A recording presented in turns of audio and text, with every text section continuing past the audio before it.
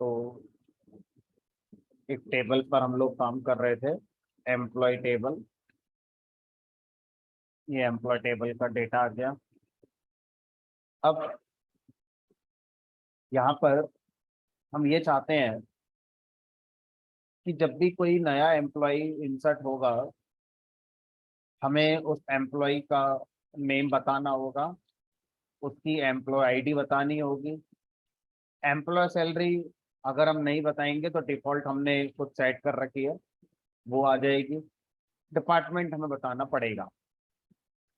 अब इसमें हम ये भी देखना चाहते हैं कि क्या एम्प्लॉय आईडी को हम यूजर से पूछते होंगे जब भी कोई भी एक नया एम्प्लॉय किसी ऑर्गेनाइजेशन को ज्वाइन करेगा, तो उसके आने से हम उसका नाम पूछेंगे, उसकी सैलरी एचआर राउंड में डिसाइड हुई होगी, उसका डिपार्टमेंट हम बताएंगे। लेकिन एम्प्लॉय आईडी का जो कॉन्सेप्ट है वो ऐसा नहीं होता है कि चलो बैठ के डिस्कस करते हैं कि आपकी एम्प्लॉय आईडी क्या रखेंगे हम। ये तो काइंड ऑफ ऑटो जनरेटेड होती है, एक यूनिक नंबर है ये तो, है ना। जैसे कस्टमर का बैंक अकाउंट नंबर है, उसमें कोई बैठ के हम डिसाइड नहीं करते हैं कि हमें ये अकाउंट नंबर चाहिए। तो उसी तरह से हम एम्प्लॉय आईडी को ऐसा बनाना चाहते हैं कि अगर कोई भी एम्प्लॉय आता है, मतलब कोई भी एक नया रिकॉर्ड जब इंसर्ट होने आएगा, तो हम उसका नेम बताएंगे, सैलरी बता देंगे, डिपार्टमेंट बता देंगे, बट हम उसकी एम्प्लॉय आईडी नहीं बताएंगे। तो वो अपने आप एम्प्लॉय आईडी एक इंसर्ट हो जानी चाहिए। अब हमने एम्प्लॉय आईडी को प्राइमरी की बनाया हुआ है। प्राइमरी की में डिफॉल्ट वैल्यू आप नल का यूज नहीं कर सकते हैं, क्योंकि मिसिंग वैल्यू उसमें नहीं होती है। और आप इसमें डिफॉल्ट भी नहीं लगा सकते। क्यों नहीं लगा सकते? क्योंकि अगर दो रिकॉर्ड्स मैंने इंसर्ट करे और दोनों में एम्प्लॉय आईडी नहीं बताई, तो वो डिफॉल्ट वैल्यू आ जाएगी दोनों में। और प्राइमरी की डुप्लीकेट फिर हो नहीं सकती हमारा। तो प्राइमरी की कॉलम में फिर आप डिफॉल्ट वैल्यू नहीं लगा पाएंगे, है ना। मिसिंग वैल्यू उसमें होती नहीं है। तो इस तरह से एम्प्लॉय आईडी को अभी तो आपको बताना ही पड़ेगा, दूसरा कोई ऑप्शन है नहीं आपके पास। लेकिन एक कॉन्सेप्ट रखा गया जिसका नाम है auto increment field. Auto increment field अगर हम किसी भी कॉलम पर लगाना चाहें तो उसकी कुछ कंडीशंस हैं। वो कंडीशंस अगर फुलफिल हो रही हैं तो ऑटो इंक्रीमेंट फील्ड क्या करता है, किसी भी कॉलम में जो भी नया रिकॉर्ड इंसर्ट होने आ रहा है, वो उस कॉलम में जितनी एग्जिस्टिंग वैल्यूज हैं उसकी मैक्सिमम वैल्यू निकालेगा, और मैक्सिमम वैल्यू में +1 करके एक नई वैल्यू बनाकर इंसर्ट कर देता है। तो लेकिन ऐसा होने के लिए हमें उस कॉलम को ऑटो इंक्रीमेंट कॉलम बनाना पड़ेगा। और किसी भी कॉलम को ऑटो इंक्रीमेंट कॉलम होने के लिए दो बातें माननी पड़ेंगी। पहली बात, वो न्यूमेरिक कॉलम होना चाहिए, स्ट्रिंग टाइप का या वर्कर कॉलम या हमारा डेट कॉलम वो नहीं होना चाहिए। और दूसरी बात कि वो कॉलम प्राइमरी की कॉलम होना चाहिए। तो अगर वो कॉलम प्राइमरी की कॉलम नहीं है तो वो हमारा ऑटो इंक्रीमेंट नहीं बन सकता है। कुछ हमारे डेटाबेस पैकेजेस में यूनिक की होना मैंडेटरी है। प्राइमरी की अगर नहीं है तो यूनिक की से भी काम चल जाएगा, बट ज़्यादातर डेटाबेस पैकेज प्राइमरी की को फोकस करते हैं।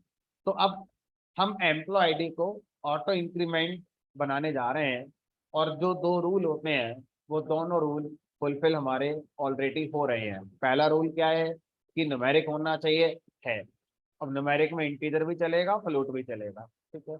और दूसरा रूल क्या है हमारा कि वो कॉलम प्राइमरी की कॉलम होना चाहिए, वो भी रूल हमारा फुलफिल हो रहा है। तो हम तैयार हैं इसको प्राइमरी की बनाने के लिए, ठीक है। तो ऑटो इंक्रीमेंट कैसे हम यहाँ पर लिखेंगे, देखो लास्ट क्लास में मैंने आपको एसक्यूएल के नोट्स दिए थे, उसी में सारी चीज़ें मैंने ऑलरेडी लिख दी हैं।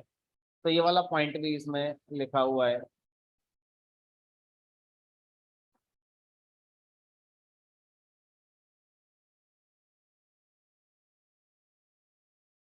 अगर टेबल पहले से बनी हुई है और उसमें आपको लगाना है, तो ये दो में से कोई भी क्वेरी आप लिखेंगे तो आपका बन जाएगा।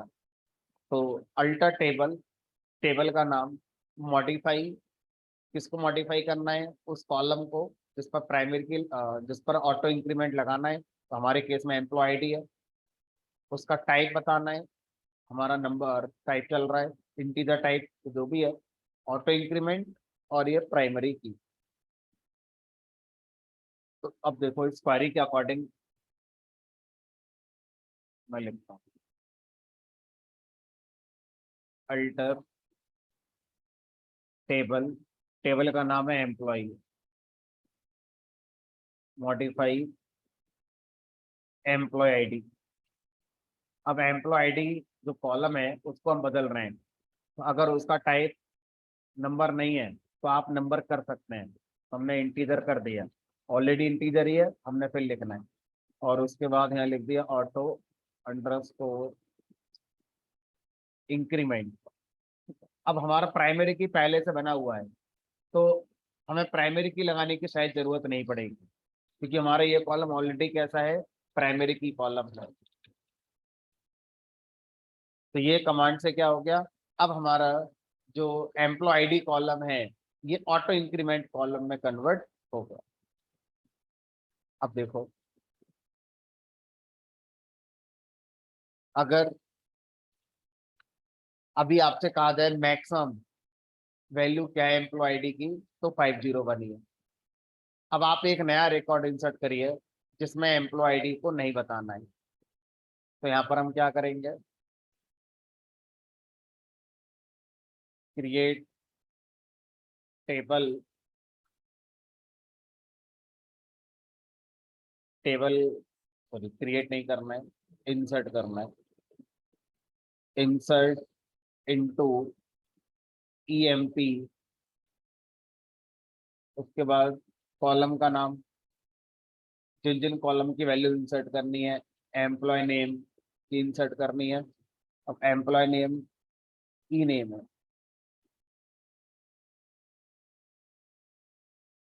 उसके बाद एम्प्लॉय सैलरी और ई डिपार्टमेंट इंसर्ट करना है। अब नेक्स्ट लाइन पर मैं आ गया, मुझसे गलती हो गई, ई डिपार्टमेंट कॉलम का नाम EDEPT था, अब वो लिखना रह गया, और मैं मल्टी लाइन पर क्वेरी लिख रहा हूँ क्योंकि मुझे लग रहा है क्वेरी बड़ी हो जाएगी, तो मैं लिख रहा हूँ insert into employ name value, और उसके बाद एम्प्लॉय का नेम जो भी देना चाहते हैं वो आपने दे दिया, एम्प्लॉय की सैलरी और एम्प्लॉय का डिपार्टमेंट। अब आपको याद आया कि पहली लाइन पर जो मैंने लिखा था उसमें स्पेलिंग मिस्टेक हो गई है, जो कि बहुत ऑब्वियस सही बात है, हो सकता है ये तो अब आपका कर्सर सेकंड लाइन पर है, तो आप लेफ्ट राइट एरो की से क्या कर सकते हैं, उसी लाइन पर आप आगे जा सकते हैं। ऊपर कैसे जाओगे, कर्सर को ऊपर कैसे लेकर जाओगे, क्योंकि यहाँ पर मुझे टी लिखना है। अब मैं टी लिख ही नहीं पाऊंगा, एक ही लाइन होती तब तो ठीक था, और अगर मैं मल्टी लाइन पर क्वेरी लिख रहा हूँ और किसी लाइन पर स्पेलिंग मिस्टेक हो गई, लेकिन मैं न्यू लाइन पर आ चुका हूँ, अब कर्सर ऊपर नहीं जाएगा, है ना। तो अब इस तरह की समस्याएं हमारी कई बार आएंगी, अब आपको दोबारा लिखना पड़ेगा। तो उसके लिए हम लोग प्रैक्टिस ये कर सकते हैं कि आप अपनी क्वेरी को डायरेक्ट एसक्यूएल एडिटर पे ना लिखकर पहले नोटपैड पे लिख लो, इंसर्ट इनटू टेबल का नेम, टेबल का नेम क्या था, EMP, कॉलम का नाम जिन जिन की वैल्यू आप इंसर्ट करना चाहते हैं, E name, employ salary, E department, मान लो गलती हो गई आपसे, values, employ name, employ salary और एम्प्लॉय डिपार्टमेंट। अब इसको कॉपी करेंगे यहाँ से, गलत लिखी है मैंने यहाँ पर, मैंने यहाँ से इसको कॉपी करा और यहाँ जाकर मैंने इसको पेस्ट कर दिया, अब एंटर करना रह गया बस, एरर आ गई। तो अब मुझे यहाँ पर जाने की जरूरत ही नहीं है, मैं नोट पैड पे जाऊंगा, कर्सर को यहाँ पे कहीं भी ले जाओ, जहां मन करे वहां ले जाओ, यहाँ गलती हो गई थी यहाँ सही कर दिया, कॉपी करो पेस्ट कर दो फिर यहाँ ला तो जब भी बड़ी क्वेरीज हम लिखते हैं, हम डायरेक्ट एसक्यूएल एडिटर पे ना लिखकर हम उन्हें पहले अलग नोट पैड पे लिख लेते हैं। दो फायदे हो गए, एक तो वो क्वेरी मेरे अलग भी सेव हो गई, कल को अगर मुझे यूज करनी है तो बराबर नहीं लिखनी पड़ेगी, कॉपी करो पेस्ट मार दो। क्योंकि ये ऐसी क्वेरीज हैं जो जनरली हमें हर समय यूज करनी होती हैं, तो लिख कर रख लो अपन। ठीक है, तो मेंटेन करना थोड़ा सा आसान हो जाएगा। चलिए अब अगर मैं देखूं तो ये आ गया 502 अपना। ठीक है, अब इसका मतलब ये नहीं है कि हम एम्प्लॉय आईडी खुद से इंसर्ट नहीं कर सकते। ऑटो इंक्रीमेंट फील्ड तब एप्लीकेबल होगा रिकॉर्ड इंसर्ट करते समय जब आपने उस कॉलम के लिए वैल्यू नहीं बताई है, और अगर आपने अपनी वैल्यू बता दी है तो आपकी वाली ही मानी जाएगी, वो जो भी होगी वो मानी जाएगी। और अगर वो पहले से है तो एरर आ जाएगी डुप्लीकेट की वजह से। जैसे इंसर्ट इनटू ईएमपी वैल्यू, अब मैं कह रहा हूँ कि मैं खुद की एम्प्लॉय आईडी इंसर्ट करूंगा और मैंने इस बार इंसर्ट कर दी 1001, तो ऐसा तो नहीं है सर 503 हो सकता था, क्योंकि आपने बताया था कि मैक्सिमम जो वैल्यू होती है उसमें +1 करके ही हम ऐड करते हैं। हमने कहा ऐसा तब होता है जब अपने आप हमारी वैल्यू इंसर्ट होती है, आपने ना बताई हो। जब आप बताते हैं तो जो चाहे वो बता सकते हैं, उसमें वो रूल नहीं लगेगा कि +1 वाला ही कंसीडर करेगा वो। ठीक है, तो अब आपने 1001 बताया, और यहाँ पे जो भी नाम आप देना चाहें वो आप दे सकते हैं।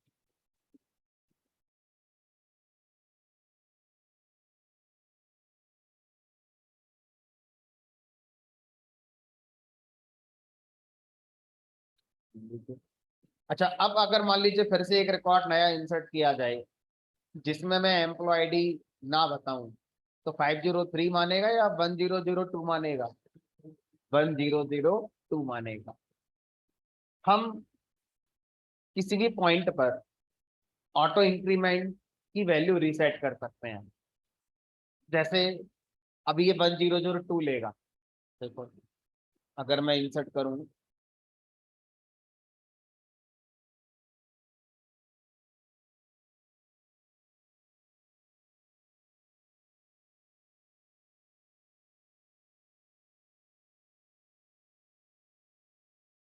तो ये 1002 हमारा पिक करेगा। अब मैं एक और रिकॉर्ड इंसर्ट करना चाहता हूँ, लेकिन अब मैं चाहता हूँ वो 2001 से शुरू हो, तो मैं ऑटो इंक्रीमेंट की वैल्यू को रीसेट कर सकता हूँ। लेकिन मैं ये नहीं कर सकता कि इंक्रीमेंट +1 की जगह +5 का हो। तो इंक्रीमेंट की वैल्यू +1 ही होगी, वो हम कंट्रोल नहीं कर पाएंगे। लेकिन हम ये कंट्रोल कर सकते हैं कि कहाँ से हमने कंसीडर करना है। बाय डिफॉल्ट हमारी टेबल की जो वैल्यू है उसमें +1 होगा। अगर हम वो ना कराकर कोई नए नंबर से स्टार्ट करना चाहते हैं ऑटो इंक्रीमेंट कराना, तो वो हम दे सकते हैं। कैसे देंगे? अल्टर टेबल, टेबल का नाम, ऑटो इंक्रीमेंट इक्वल टू जहां से स्टार्ट करना चाहते हैं वहां से, अल्टर टेबल ईएमपी, और उसके बाद ऑटो इंक्रीमेंट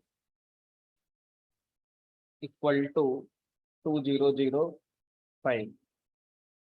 तो अब ऑटो इंक्रीमेंट रीसेट हो गया 2005 पर। अब वो जब भी नया रिकॉर्ड इंसर्ट होगा सबसे पहले इस वैल्यू को इंसर्ट करेगा। उसके बाद जो रिकॉर्ड आएंगे फिर इसी में +1 करता हुआ इंसर्ट करता हुआ चला जाएगा। अब यहाँ पर एक क्वेश्चन आता है कि सर इस क्वेरी के चलने से अगर ऑटो इंक्रीमेंट 2005 हो जाएगा, तो आपने ये तो बताया ही नहीं। देखो ये तो टेबल का नाम है, ठीक है, ये हमारा अल्टर कमांड का सिंटैक्स हो गया।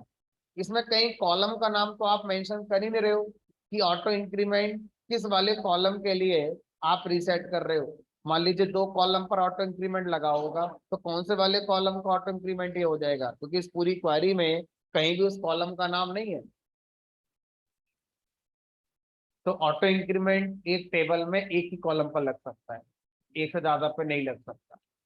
क्यों? क्योंकि ऑटो इंक्रीमेंट जिस पर लगेगा वो क्या होना चाहिए, प्राइमरी की।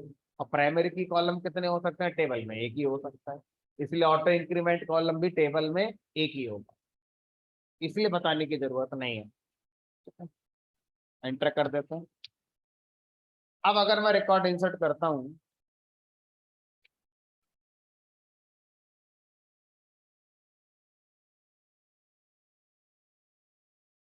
तो ये हमारा 2005 इंसर्ट होगा। अब आगे करोगे तो 2006, 2007 ऐसे करना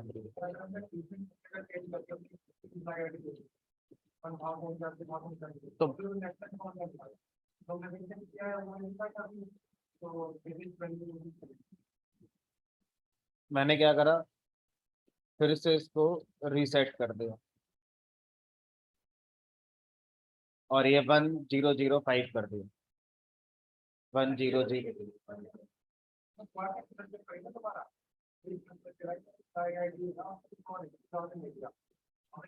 नहीं, तो फिर वहां जो आपने दे दिया है वो अगर मैक्सिमम वैल्यू है तो उसके आगे से लेगा, अगर वो मैक्सिमम नहीं है तो आपकी टेबल के मैक्सिमम से आगे लेगा। ठीक है, ऐसे कर। चलो, अब ऑटो इंक्रीमेंट का जो कॉन्सेप्ट है ये समझ में आ गया। अब आगे चलते हैं। अब मान लीजिए कोई भी क्वेरी हम लिखते हैं, मैंने लिखा सेलेक्ट एस्ट्रिक्ट फ्रॉम ईएमपी, तो क्या यहाँ पर हम कमेंट लगा सकते हैं लाइक पाइथन और अदर लैंग्वेजेस? मान लीजिए ये जो भी मैं एडिटर पे क्वेरीज लिखता हूँ, मैं फिर उनको कॉपी करके आपको एक टेक्स्ट फाइल में दे देता हूँ ना, तो मैं हर क्वेरी के बाद अगर कमेंट से लिखना चाहूँ कि इस क्वेरी का काम ये है, तो क्या मैं ऐसा लिख सकता हूँ? तो हम एसक्यूएल में भी कमेंट का यूज कर सकते हैं। तो एसक्यूएल के अंदर दो तरह के कमेंट होते हैं, एक होता है एंड लाइन कमेंट और एक होता है middle comment. And line comment का मतलब क्या है, लास्ट में जहां पर आपने सेमीकोलन लगाया है उसके बाद स्पेस देकर आप क्या लगाएंगे, डबल डैश, और उसके बाद जो लिखना है वो अपने आप लिख सकते हैं। ठीक है, जो भी लिखना चाहते हो वो लिख सकते हैं। ठीक है, तो and comment, and line comment क्या करता है हमारा,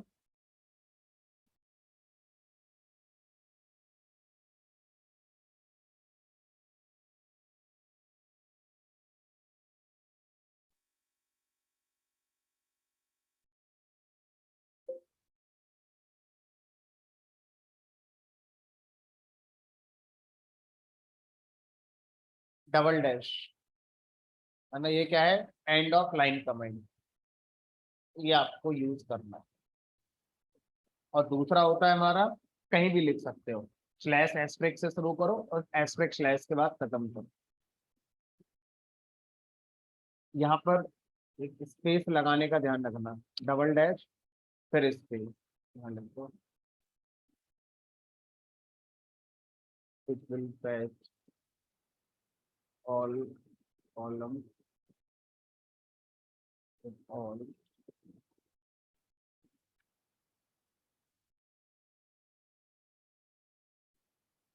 डबल डैश स्पेस, ये स्पेस ध्यान रखना देने का। अब मान लीजिए बीच में लिखना है,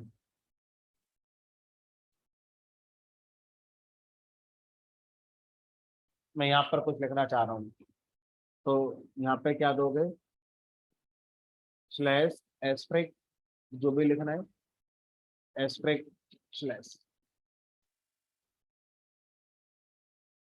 तो आपको एंड लाइन कमेंट में डबल डैश स्पेस से शुरू करना है और आखिर तक वो कमेंट माना जाएगा, एंड बताने की जरूरत नहीं है, क्योंकि लाइन लास्ट में लिख रहे हो, एंड लाइन कमेंट इसलिए उसका नाम है। और ये मिडिल कमेंट में बताना पड़ेगा, शुरू यहाँ पे करा है, अभी क्वेरी पूरी नहीं हुई है, बताना पड़ेगा कि कहाँ तक ये कमेंट है। तो इस तरह से हम एसक्यूएल क्वेरीज में भी कमेंट का कॉन्सेप्ट यूज कर सकते हैं, जस्ट रीडेबिलिटी को इंक्रीज करने के लिए, उसका कोई टेक्निकल एडवांटेज आउटपुट में नहीं होता।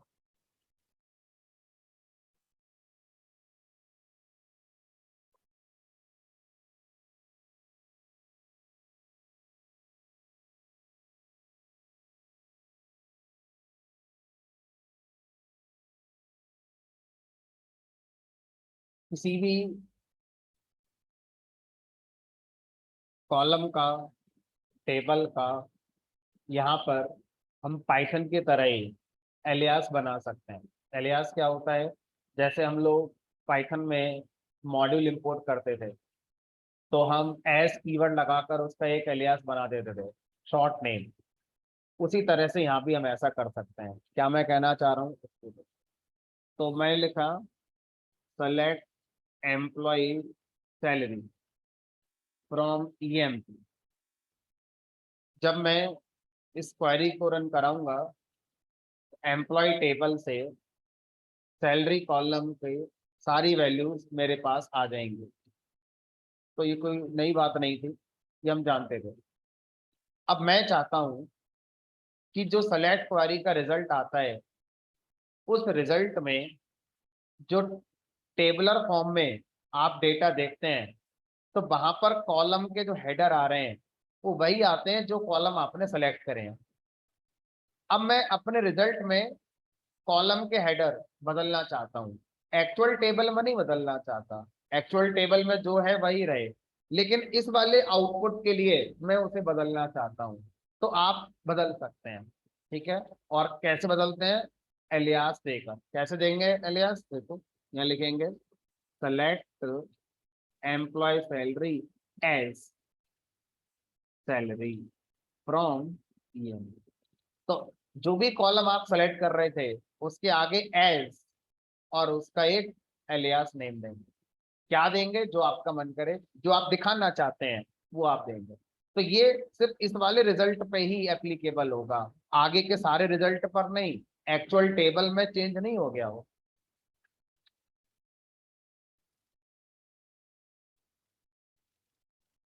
तो हम अपने रिजल्ट में अपने कॉलम के नाम अगर अपने हिसाब से देना चाहते हैं पर्टिकुलर सेलेक्ट क्वेरी के रिजल्ट के लिए, तो आप एज कीवर्ड लगाकर ऐसा कर सकते हैं। सर एक से ज्यादा कॉलम के लिए करना हो तो select employ ID as EID, comma employ salary as salary, comma employ name नहीं करना, मत करो, ऐसे ही रहने दो। एम्प्लॉय डिपार्टमेंट ऐसे ही रहने दो, कोई दिक्कत नहीं। कहाँ गलती हो गई,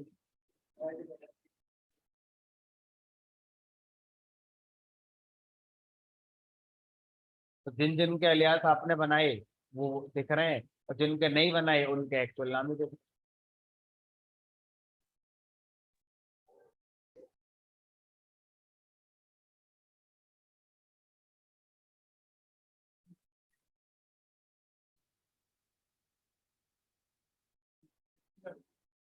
देख लेते हैं, डेटाबेस टू डेटाबेस वेरी कर सकता है। मान लीजिए मैंने एज नहीं लगाया, स्पेस दे दिया बस, ठीक है, और ऐसे दे दिया। तो स्टैंडर्ड है एज कीवर्ड लगाओ, रीडेबिलिटी बढ़ती है।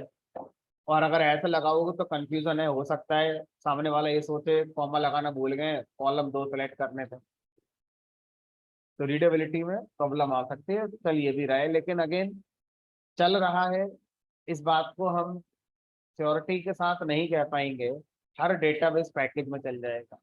हो सकता है ऑरेकल मना करते नहीं चलाएंगे, ऐसे एज ही लगाओ तब चलाएंगे, है ना। तो एज लगाने से सब पे चलेगा, ये श्योरिटी है। ना लगाने से कहीं चल सकता है, अच्छी बात है अगर चलता है।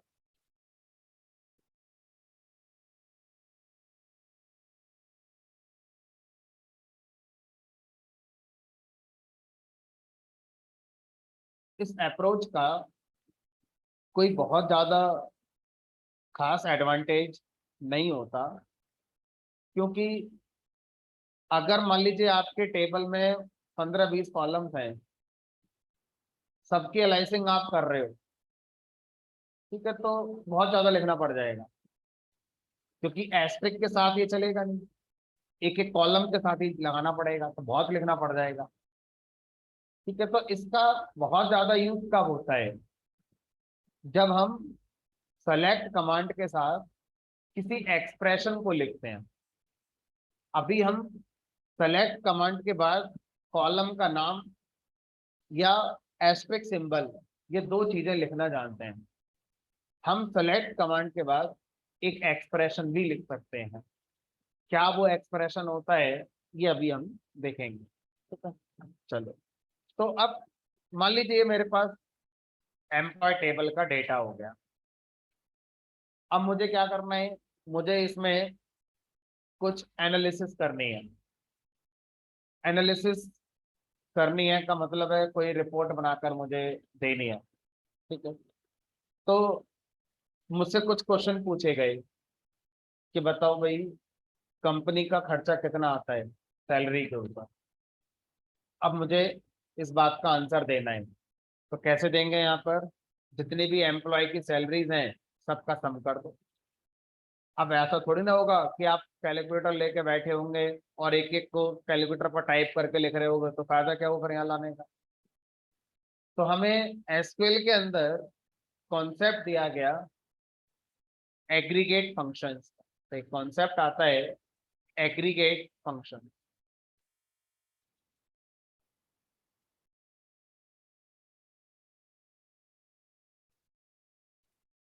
एग्रीगेट फंक्शन जैसे पाइथन के अंदर फंक्शंस होते हैं, है ना, उसी तरह से माई एसक्यूएल के अंदर भी फंक्शंस होते हैं।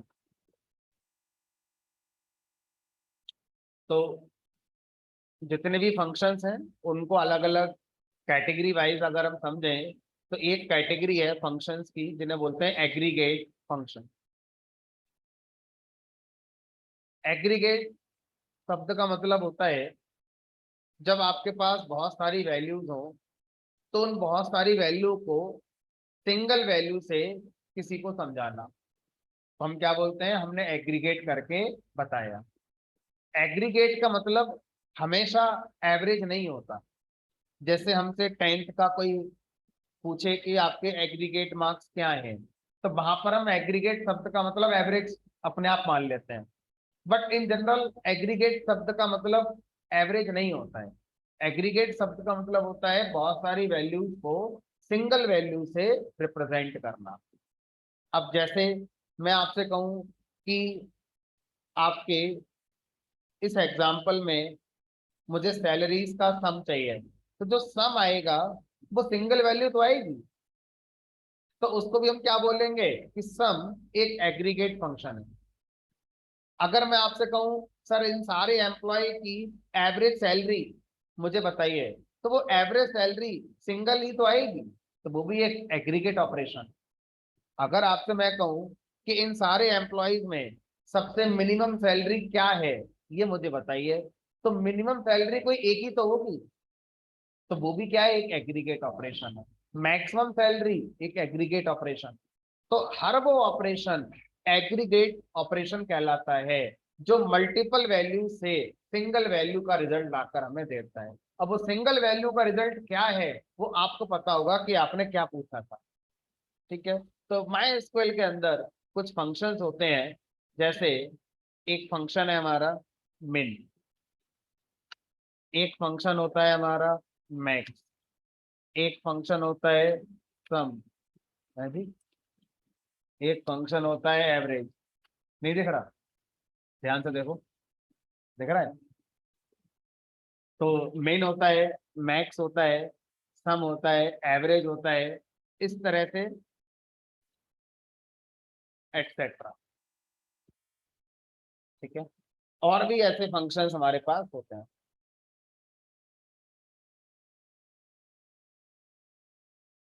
स्टैटिस्टिकल पैरामीटर्स भी इनको कहा जाता है।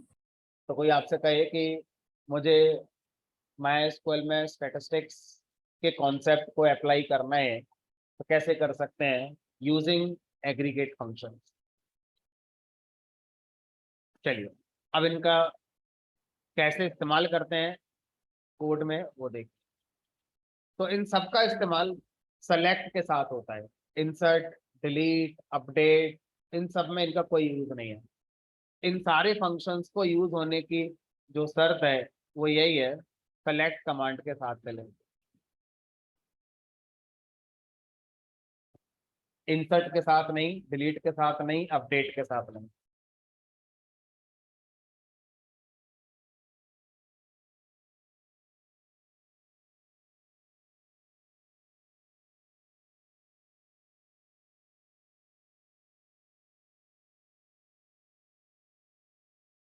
चलिए तो यहाँ लिखेंगे सेलेक्ट, जो एग्रीगेट फंक्शन आप कॉल करना चाहते हैं वो आप यहाँ पे लिख सकते हैं। ठीक है, तो लिख दिया, मान लीजिए मैंने यहाँ पे सम। अब सम फंक्शन कॉल करेंगे और सम फंक्शन के आर्गुमेंट में बताएंगे उस कॉलम का नाम जिस कॉलम का आप सम निकालना चाहते हैं, है ना। तो वो कॉलम न्यूमेरिक होगा तो बेटर काम करेगा। तो यहाँ पर हमने क्या करा, एम्प्लॉय सैलरी। तो एक्चुअल कॉलम का नाम लिखना है, जो टेबल में कॉलम का नाम था वो लिखना। Select sum of employ salary. तो अब ये बताओ ये कॉलम कहाँ मिलेगा, एम्प्लॉय टेबल में मिल जाए। तो ये कमांड क्या करेगी, हमारा एम्प्लॉय टेबल से एम्प्लॉय सैलरी कॉलम में जितनी वैल्यूज हैं उन सब का सम लाकर हमें दे देगी। तो हम यहाँ पर क्या कह रहे हैं कि ये एक एक्सप्रेशन है, तो ये जोड़ना घटाना गुणा भाग करना भी हो सकता था। ठीक है?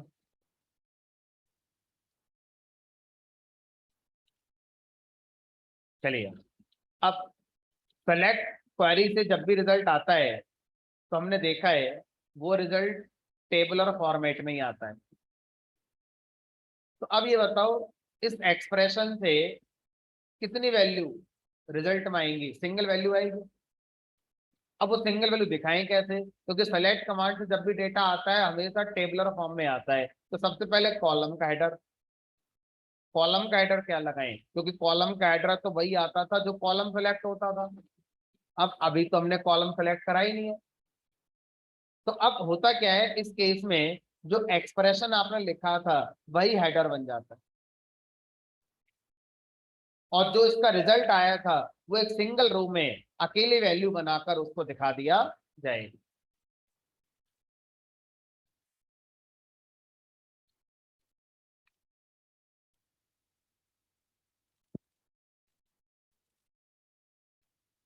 अब यहां पर हम उस ट्रिक का यूज कर सकते हैं जो अभी हमने सीखी थी, एज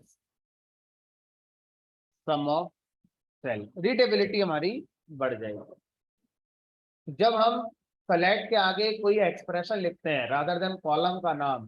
तो ये जो अलाइसिंग वाला कॉन्सेप्ट है ये हमारे लिए ज्यादा फायदा देता है, रीडेबिलिटी बेटर कर देता है।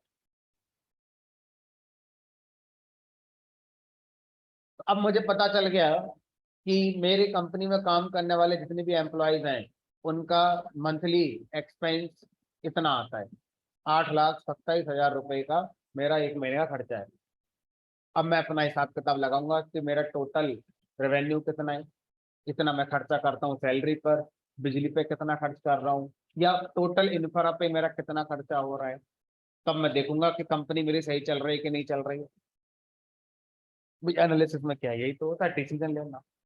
अच्छा सर, मैं सम के अलावा और क्या क्या निकाल सकता हूँ, हमने कहा मिनिमम निकाल लो, मिनिमम ऑफ एम्प्लॉय सेल। एक बार में एक ही हम ऑपरेशन कर सकते हैं सेलेक्ट कमांड में, या एक से ज्यादा भी कर सकते हैं। आंसर आया एक से ज्यादा भी कर सकते हैं। कैसे करेंगे, मिनिमम निकाला, कॉमा मैक्सिमम भी निकाल लो, मैक्सिमम ऑफ एम्प्लॉय सैलरी। एक काम करो, पूरी रिपोर्ट बना दो, minimum of employ salary, maximum of employ salary, comma sum भी निकाल दो, सम ऑफ एम्प्लॉय सैलरी, और एक काम करो एवरेज भी निकाल दो, और ये भी बता दो कितने नॉट नल वैल्यूज हैं। तो किसी भी कॉलम में अगर आप not null value, non missing values count कराना चाहते हैं तो काउंट फंक्शन क्या करता है, किसी भी कॉलम का नाम आपसे पूछता है और उस कॉलम में जितनी भी नॉट मिसिंग वैल्यूज हैं, नॉट नल वैल्यूज हैं, उनकी गिनती करके आपको दे देता है।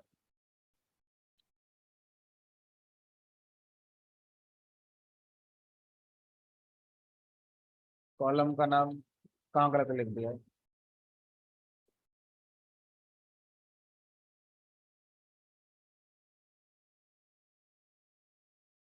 Unknown column employ salary. अरे क्वारी पूरी नहीं लिखी। कलेक्ट ये हो गया, ये हो गया, फ्रॉम पर ही गया, फ्रॉम।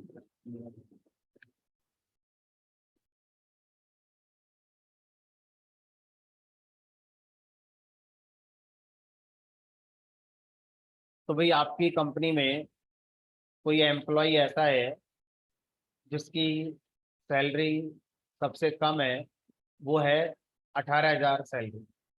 जिसकी सैलरी सबसे ज्यादा है वो है 84,000। अभी हमें ये नहीं पता वो कौन इंसान है जिसकी सैलरी 84,000 है। देखें तो क्या करता है, कौन है वो, किस डिपार्टमेंट से है ना। अभी हमें इसका रिजल्ट नहीं पता चल रहा है, यहाँ पर तो हमें वो वैल्यू मिल रही है, बस उस वैल्यू का पूरा रिकॉर्ड नहीं मिल रहा है। सम ऑफ सैलरी है, एवरेज सैलरी में हर एम्प्लॉय को 51,000 दे रहा हूँ, काउंट हमारी ये है। अब आप देखो यहाँ से एक एनालिसिस कर पा रहे हैं, एवरेज सैलरी 51,000 है। आप ऐसा नहीं सोच पाएंगे कि मैं सबको बढ़िया सैलरी दे रहा हूँ, क्योंकि ये फिगर एक अच्छा फिगर है। तो आप सिर्फ इसी को देखोगे तो आपको लगेगा कि मेरी कंपनी में हर आदमी खुश है, 50,000 सैलरी लगभग सबको मिल रही है। लेकिन इससे पूछो जाके, ये बताएगा डेली सोचता होगा स्विच करने के लिए, है ना। क्यों? क्योंकि इसकी सैलरी बहुत कम है। हो क्या रहा है, बहुत से एम्प्लॉय की सैलरी बहुत ज्यादा है, बहुत से एम्प्लॉय की सैलरी बहुत कम है। तो आपको क्या करना है, एवरेज के साथ साथ मिनिमम मैक्सिमम निकालते हुए चलना है, जिससे आपको एक आइडिया लग जाएगा कि भाई मेरी सैलरी में काफी वेरिएंस है, फैलाव ज्यादा है, सैलरी का जो स्प्रेड है वो काफी ज्यादा है। ऐसा नहीं है कि सबकी सैलरी एवरेज के आसपास ही है। अगर मिनिमम सैलरी 48 आती और मैक्सिमम सैलरी 55,000 आती, बहुत बढ़िया आपके यहाँ पर काम हो रहा है। सारे एम्प्लॉयज की सैलरी लगभग एवरेज सैलरी की बराबर ही है, सब खुश हैं आपके यहाँ पर। लेकिन ऐसा नहीं है। ठीक है, तो इस तरह से हम यहाँ से काफी कुछ अपने डेटा के बारे में नॉलेज ले सकते हैं कि मेरे यहाँ पर क्या चल रहा है, क्या नहीं चल रहा है। ठीक है, अब थोड़ा सा और ज्यादा डीप में जानना चाहते हैं। अब हम डिपार्टमेंट वाइज चीजों को एनालाइज करना चाहते हैं। मैं ये पता करना चाहता हूँ कि मेरे यहाँ पर टोटल एम्प्लॉय 16 हैं जिनको मैं सैलरी दे रहा हूँ। कितने डिपार्टमेंट हैं टोटल, और किस डिपार्टमेंट में कितने एम्प्लॉयज हैं, अब मैं ये पता करना चाहता हूँ। अभी तो चलो मैनुअली आंखों से आप कर लोगे, लेकिन जब डेटा बड़ा हो जाएगा तो आंखों से करना पॉसिबल नहीं होगा।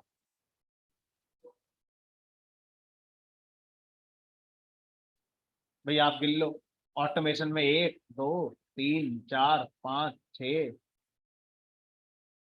6 ही हैं। कोडिंग में तो ऐसे थोड़ी गिनेंगे सर, ये तो 16 एम्प्लॉय हैं, 16 लाख होंगे तो हमें कोई क्वेरी चाहिए जो इस क्वेश्चन का आंसर लाकर हमें दे। तो अब अगर हम अपने डेटा को और ज्यादा डीप में जाके एनालाइज करना चाहते हैं, तो आपके पास कोई कैटेगोरिकल कॉलम होना चाहिए।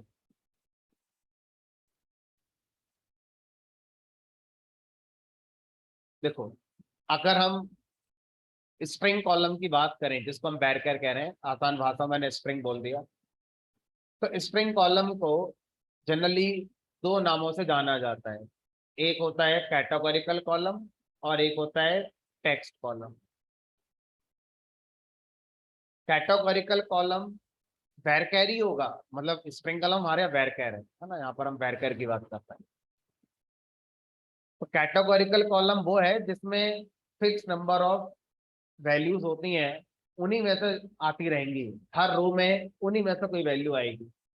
अब जैसे डिपार्टमेंट है, अब डिपार्टमेंट कैटेगोरिकल कॉलम है, एक कंपनी में 10 डिपार्टमेंट होंगे, हर दिन नया डिपार्टमेंट नहीं खुलता है, लिमिटेड डिपार्टमेंट होंगे, जितने भी एम्प्लॉयज होंगे उन्हीं में से किसी न किसी डिपार्टमेंट में काम कर रहा हो, तो ये कैटेगोरिकल कॉलम कहलाए।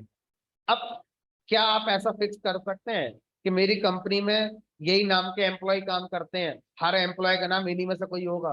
पॉसिबली नहीं। तो इसको कैटेगोरिकल कॉलम नहीं कह सकते, जबकि इसका डेटा टाइप भी वैरचर है और इसका डेटा टाइप भी वैरचर है। तो कैटेगोरिकल कॉलम एक ऐसा स्ट्रिंग कॉलम होता है जिसकी वैल्यूज हमें पहले से पता होती है कि यही होंगी। ठीक है, अब वो कितनी होंगी, 3 हो सकती है, 30 हो सकती है ना। तो अगर आपके पास कोई कैटेगोरिकल कॉलम है और उसको फोकस करते हुए आप अपने एग्रीगेट ऑपरेशंस करना चाहते हैं, किसी भी कैटेगोरिकल कॉलम को फोकस करते हुए आप एग्रीगेट ऑपरेशन करना चाहते हैं, तो उसके लिए एक क्लॉज आती है जिसका नाम है group by. Group by, group by clause. कैसे करेंगे हमने कहा, देखो। तो आपने लिखा यहाँ पर सेलेक्ट, मुझे काउंटिंग करनी है सैलरी के लिए, कि भाई टोटल सैलरी कॉलम में कितनी वैल्यूज हैं, उनकी काउंटिंग करके दिखाऊं। तो select count employ salary from EMP, ये तो ऑर्डिनरी बात हो गई, इसमें कहीं अभी हमने ग्रुप बाई नहीं लगाया। फिर मैंने क्या करा, सेलेक्ट काउंट एम्प्लॉय सैलरी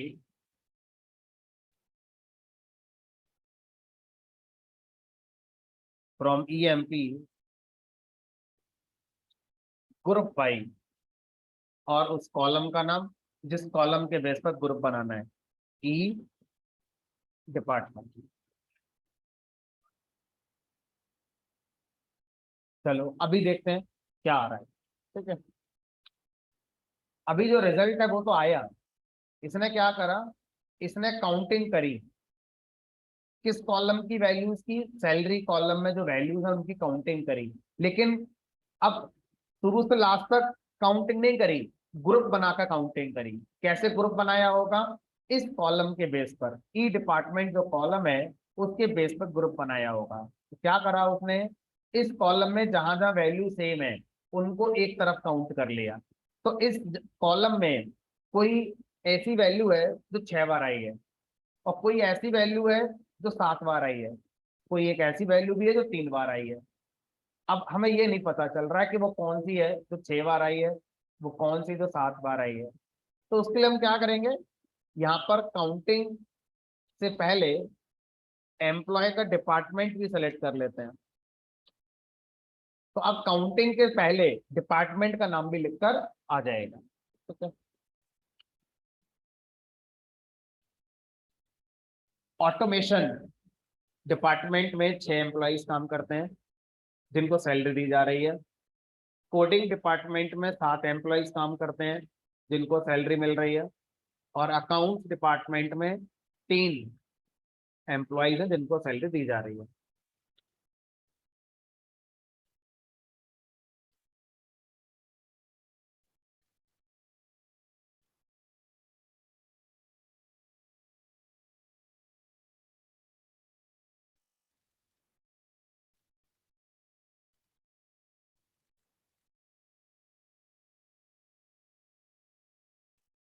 अब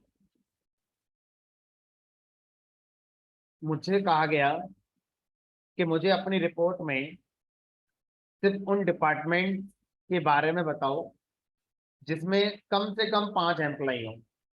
अगर किसी डिपार्टमेंट में 5 एम्प्लॉय से भी कम काम करते हैं तो मुझे उसका डेटा मत दिखाओ, मुझे उनको फोकस ही नहीं करना है।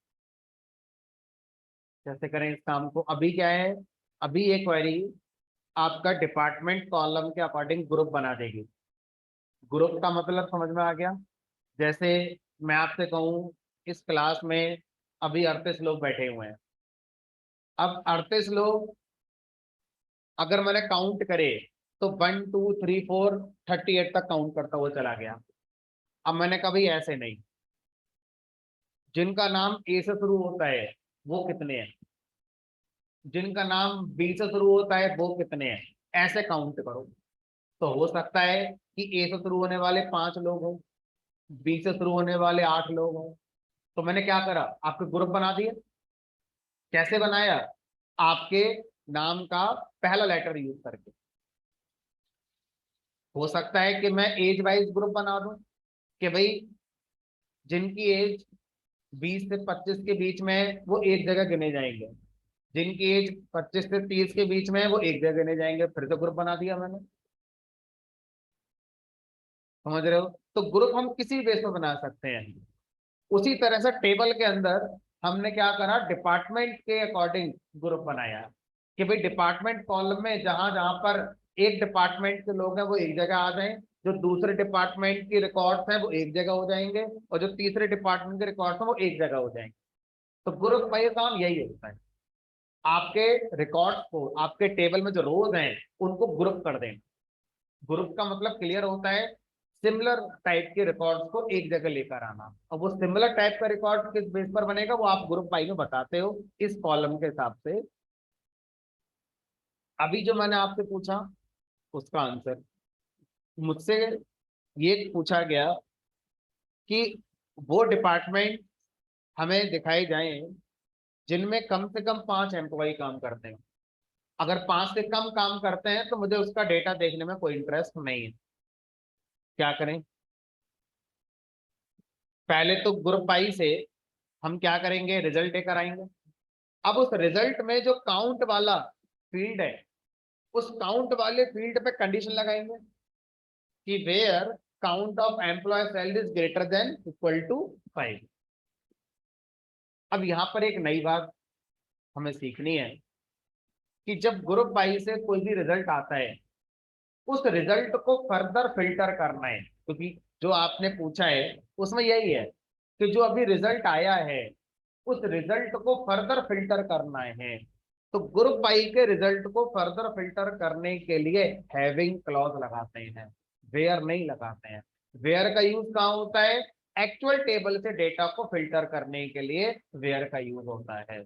और ग्रुप बाई से जो रिजल्ट आया है उस रिजल्ट को फर्दर फिल्टर करने के लिए हैविंग क्लॉज का यूज होता है।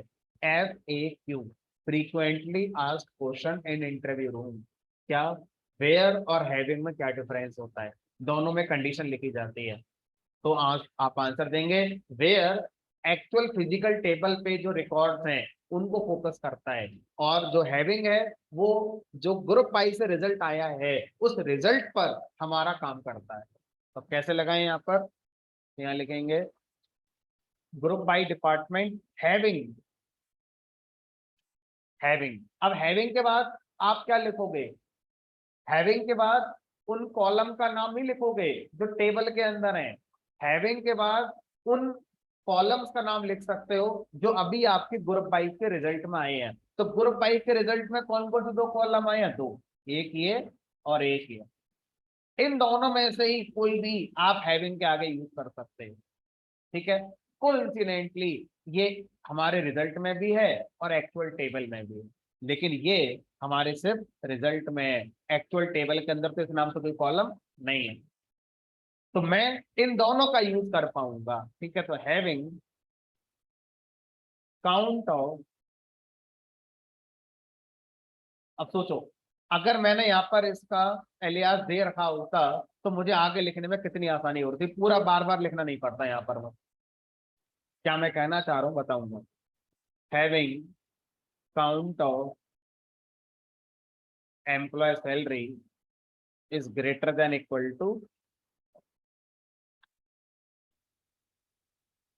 अब मुझे सिर्फ वो रिकॉर्ड दिखाए जा रहे हैं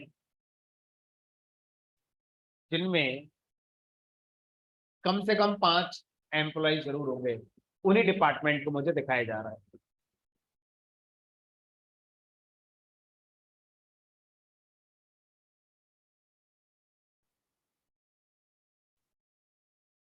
अब देखो यहाँ पर जब इस क्वेरी को मैं लिख रहा था और मुझे पता है कि जो मैं यहाँ पर सेलेक्ट के बाद एक्सप्रेशन लिख रहा हूँ काउंट वाला, मुझे आगे हैविंग भी लिखना है और फिर से इसका यूज करना है। तो मैंने यहाँ पर इसको एक छोटा सा नाम ना दे दो, क्या, यहाँ पर आप दे दो काउंट, छोटा सा नाम दे दो फ्रॉम दिस हैविंग।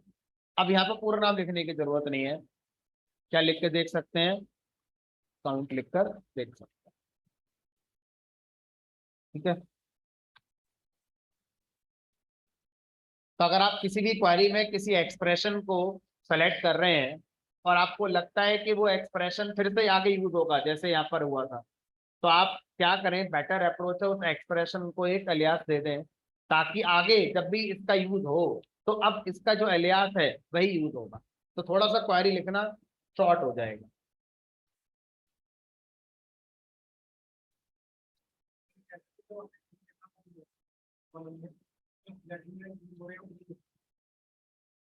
जो हैविंग में यूज करेंगे कॉलम वो वही होंगे जो हमने सेलेक्ट में यूज करेंगे।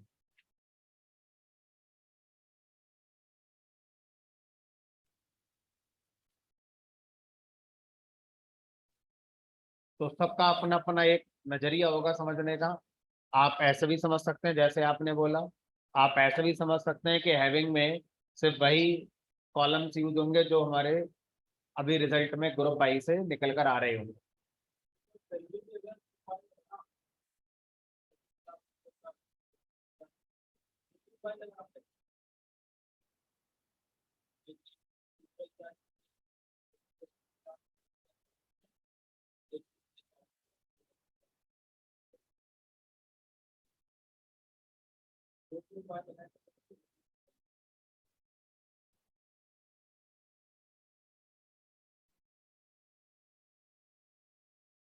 चलो देखते हैं, अब पहले इसको थोड़ा आगे बढ़ाते हैं। और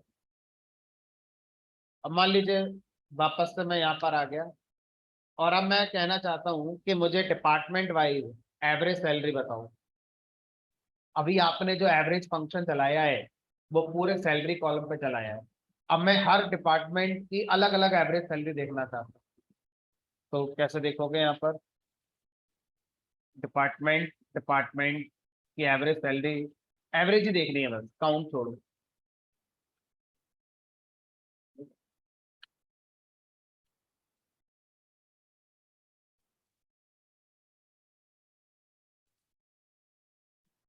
अगर आप ध्यान से देखो तो ओवरऑल एवरेज सैलरी क्या नजर आई थी, कोडिंग वाले की एवरेज सैलरी 48,000 है, अकाउंट की 40 है, ऑटोमेशन के 61 है। मतलब कोडिंग डिपार्टमेंट के जो एम्प्लॉयज हैं वो काफी हमारे ऐसे हैं जिनकी लगभग सैलरी एक जैसी है, क्योंकि कोडिंग डिपार्टमेंट की एवरेज सैलरी 48,000 आई है। ओवरऑल एम्प्लॉय की एवरेज सैलरी क्या नजर आई, ज्यादा डिफरेंस नहीं आ रहा है।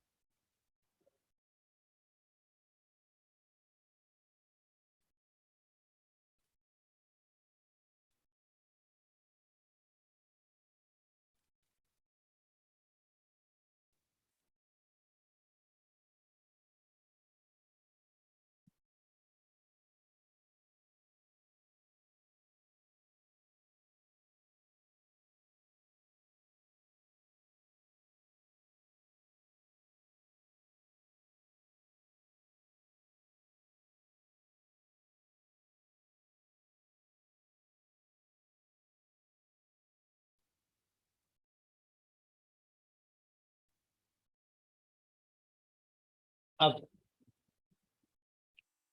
अब मुझसे कहा गया कि मुझे मैक्सिमम सैलरी निकालनी आ गई है पूरे टेबल में, डिपार्टमेंट वाइज कैसे एक ग्रुप करना है वो समझ में आ गया। सेलेक्ट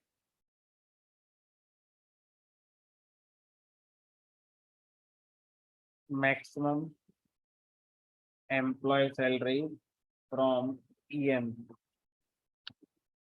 सर ये बता दो ये कौन इंसान है और किस डिपार्टमेंट में काम करता है, ये तो बता दो। मैक्सिमम सैलरी निकालनी आ गई, लेकिन मैक्सिमम सैलरी किस एम्प्लॉय की है, कौन है वो, उसकी पूरी डिटेल दिखा दो हमें। पूरी डिटेल कैसे निकालोगे, तो एक तरीका जो कि सही नहीं है लेकिन है, सारे कॉलम ले आओ ईएमपी टेबल से, वेयर एम्प्लॉय सैलरी पता चली गई 84,000 मैक्सिमम है, ये लगा दिया। रोहित की सैलरी है, ऑटोमेशन डिपार्टमेंट में काम करता है, लेकिन समस्या आप जानते हैं कि कल को किसी का इंक्रीमेंट हो गया, अब उसकी बढ़ गई तो ये तो हमेशा फिक्स नहीं है ना कि 84,000 ही मैक्सिमम सैलरी होगी। मान लो परसों मैं आपसे कहूँ कि भाई बताओ मैक्सिमम सैलरी वाला कौन सा एम्प्लॉई है, तो आप फिर लिख दोगे 84,000। तो इसका मतलब हमें पहले मैक्सिमम सैलरी निकालनी पड़ेगी और निकालने के बाद फिर लिखनी पड़ेगी। तो इन दोनों बातों को हम सिंगल क्वेरी में कंबाइन कर सकते हैं। करना तो आपको पड़ेगा, दोनों क्वेरी चलानी पड़ेंगी। पहले मैक्सिमम सैलरी निकालनी पड़ेगी, जिस समय आपसे पूछा जाएगा पहले आपको मैक्सिमम सैलरी उस समय निकालनी पड़ेगी, और फिर उसके बाद वेयर में उस सैलरी का यूज करना हो। अब हम बस ये करेंगे कि इन दोनों को कंबाइन कर देंगे सिंगल क्वेरी के अंदर, है ना। कैसे करेंगे देखो, तो यहाँ लिखा मैंने select asterisk from employ where employ salary is equal to. तो पहले जो सबके मन में आ रहा है वो कर देते हैं। यहाँ पर लिख दिया maximum of employ salary, invalid use of group function. मैंने बताया था जितने भी एग्रीगेट फंक्शंस हैं उनको ग्रुप फंक्शन भी कहना है। तो जितने भी एग्रीगेट फंक्शंस होते हैं इनके जस्ट बिफोर सेलेक्ट होना जरूरी है। यहाँ सेलेक्ट तो है ही नहीं, यहाँ तो इक्वल टू लगा हुआ है। जितने भी एग्रीगेट फंक्शन है तभी चलेंगे जब इनसे जस्ट बिफोर सेलेक्ट कमांड लिखी है। तो इसीलिए जब आप मैक्स सैलरी को कंबाइन करते हैं इस क्वेरी में, तो यहाँ भी साथ में क्या लगाते हैं, सेलेक्ट ही लगाते हैं। Select max employ salary from EM. और जब आप अपनी क्वेरी के अंदर एक और क्वेरी लिखते हैं तो उसे बोलते हैं सब क्वेरी या नेस्टेड क्वेरी। सब क्वेरी या नेस्टेड क्वेरी को आपको पैरेंथेसिस में लिखना होता है। तो आपकी मेन क्वेरी है जो सेलेक्ट एस्पेक्ट फ्रॉम ईएमपी है, और इस क्वेरी को कंप्लीट करने के लिए एक सब क्वेरी और लिखी हमने जो select max employ salary from employ है। तो ये हो गई आपकी सब क्वेरी या नेस्टेड क्वेरी।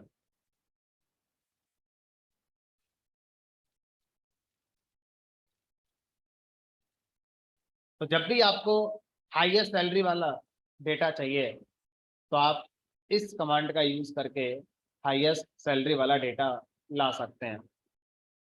अच्छा सर, मान लीजिए 84,000 तीन लोगों की सैलरी होती, अब वो चाहे किसी भी डिपार्टमेंट के होते, तो क्या होता। तो हमने कहा फिर उन तीनों को दिखाया जाता, क्योंकि हम वेयर में जब इक्वल टू लगाते हैं तो वो कंडीशन जहां जहां पर फुलफिल हो रही है वो सारे रिकॉर्ड फिल्टर होकर आ जाते हैं।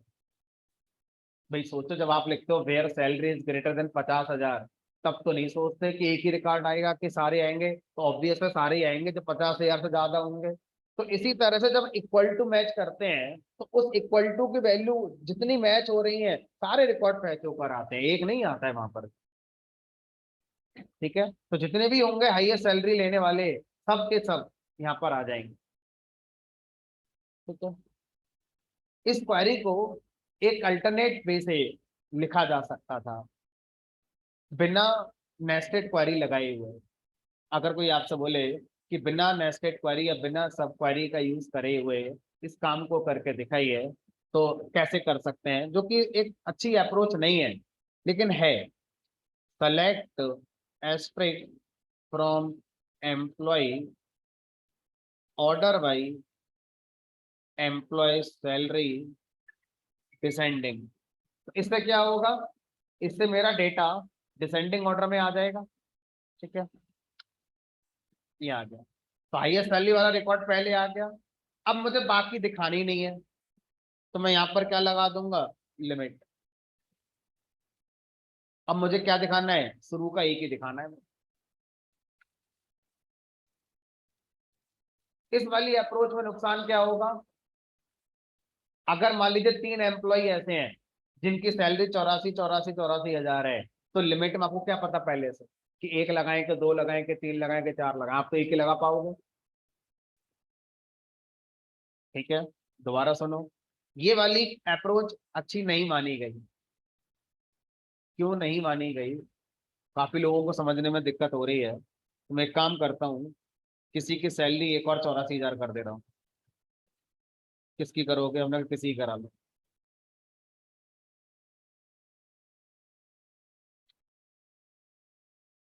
एक रोहित की तो है ही, ऑटोमेशन डिपार्टमेंट का है।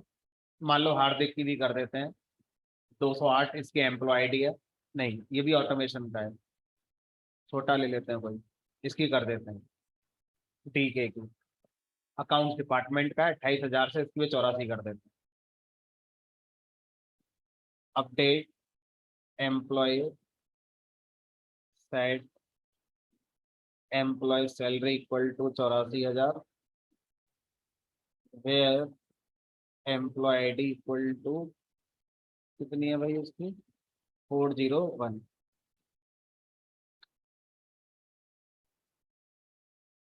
तो है ये सैलरी, एक ये हो गई, एक ये हो गई। आ जाओ। आपने क्या करा, आपने ये क्वेरी लिखी, ये आ गए दोनों। अब अगर आप इस पे लिमिट 1 लगाओगे तो कोई एक ही रिकॉर्ड तो आएगा ये वाला, दूसरा तो आएगा ही नहीं।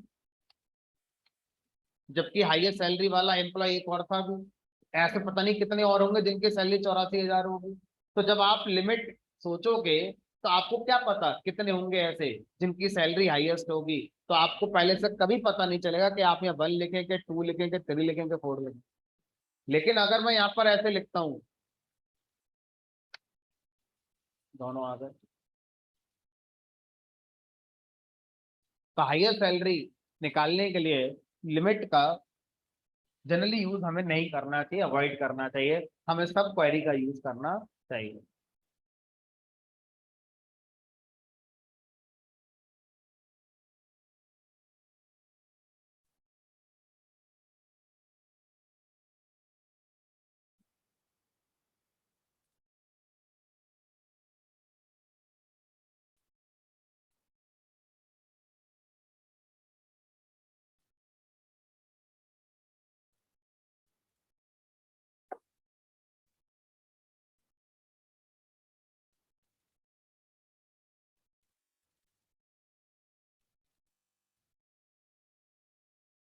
सेकंड हाईएस्ट सैलरी निकालनी है तो सेकंड हाईएस्ट सैलरी, तो क्या करोगे, यहाँ पर जो सेलेक्ट क्वेरी लिखी है फ्रॉम ईएमपी, इसके आगे लगा दो वेयर। जैसे यहाँ वेयर लगाया है, इसी तरह इस क्वेरी के आगे लगा दो वेयर, ऐसे करके। फिर लगा दो employ salary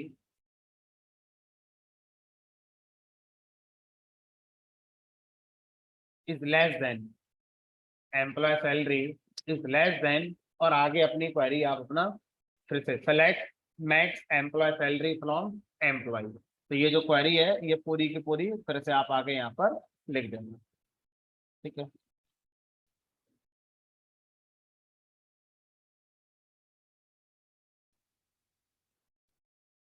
select max employ salary from,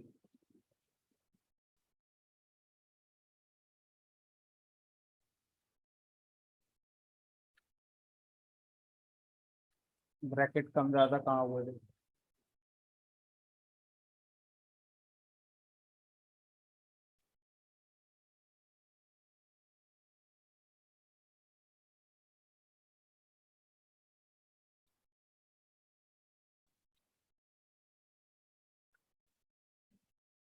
second highest salary वाला एम्प्लॉय कौन है, कोडिंग डिपार्टमेंट का 73,500।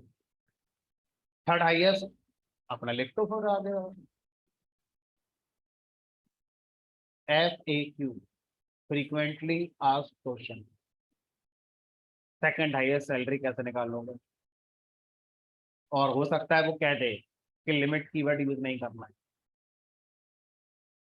तो आपको सीधा सा कॉन्सेप्ट है वो नेस्टेड क्वेरी या सब क्वेरी पर देखना चाह रहा है कि आप उनके बारे में सोचते हैं कि नहीं सोचते।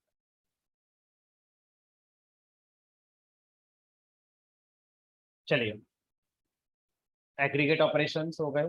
अब हमारे पास कुछ स्ट्रिंग से रिलेटेड फंक्शंस भी होते हैं।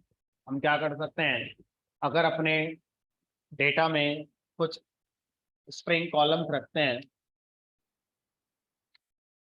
तो उनको लेकर भी हम कुछ कर सकते हैं। जैसे मैं चाहता हूं कि जब मैं एम्प्लॉय नेम को सेलेक्ट करूं तो अपर केस में कन्वर्ट करके मैं उनको सेलेक्ट करूं। टेबल में चेंज नहीं होगा, टेबल में जैसा था वैसा ही रहेगा, लेकिन सेलेक्ट करते समय मैं अपर केस में कन्वर्ट करके सेलेक्ट करना चाहता हूँ। तो सेलेक्ट अपर, अपर नाम से फंक्शन, अपर लोअर ये सारे फंक्शन स्प्रिंग वाले एसक्यूएल में भी होते हैं। अपर के अंदर क्या पास करेंगे, उस कॉलम का नाम क्या है, ई नेम फ्रॉम अपर केस में सेलेक्ट होकर आता है।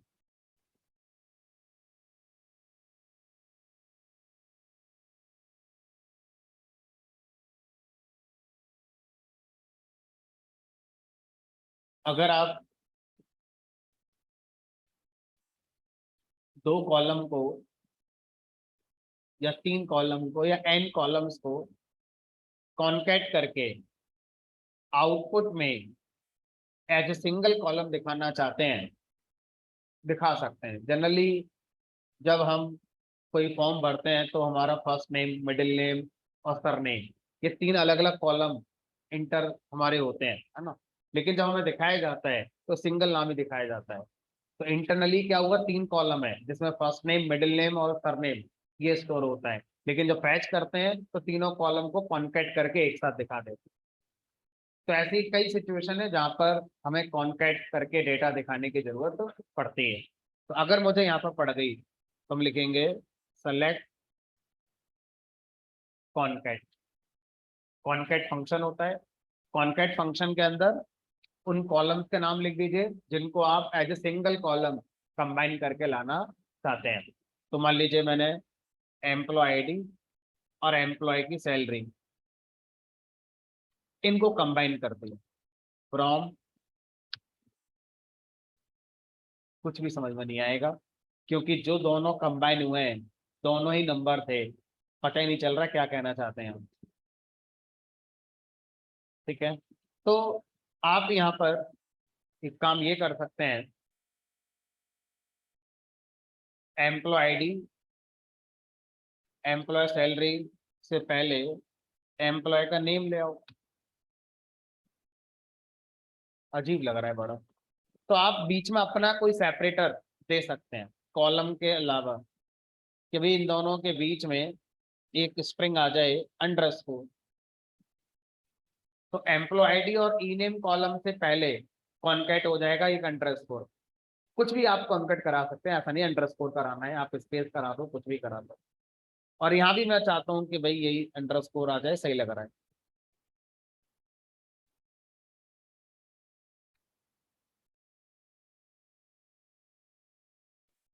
डिस्प्ले में जो हेडर है उसको आप एलियास देकर कोई छोटा हेडर दे सकते हो। क्या स्लैश टी इस पे चलता है?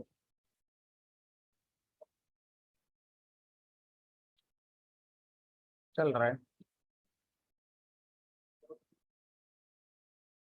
स्लैश टी भी चल रहा है यहाँ पर, स्लैश एन का नहीं पता, चल रहा है। स्लैश टी स्लैश एन भी चल रहा है कोई, लेकिन कोई सेंस तो बनेगा नहीं, सब फॉर्मेट बिगड़ जाएगा।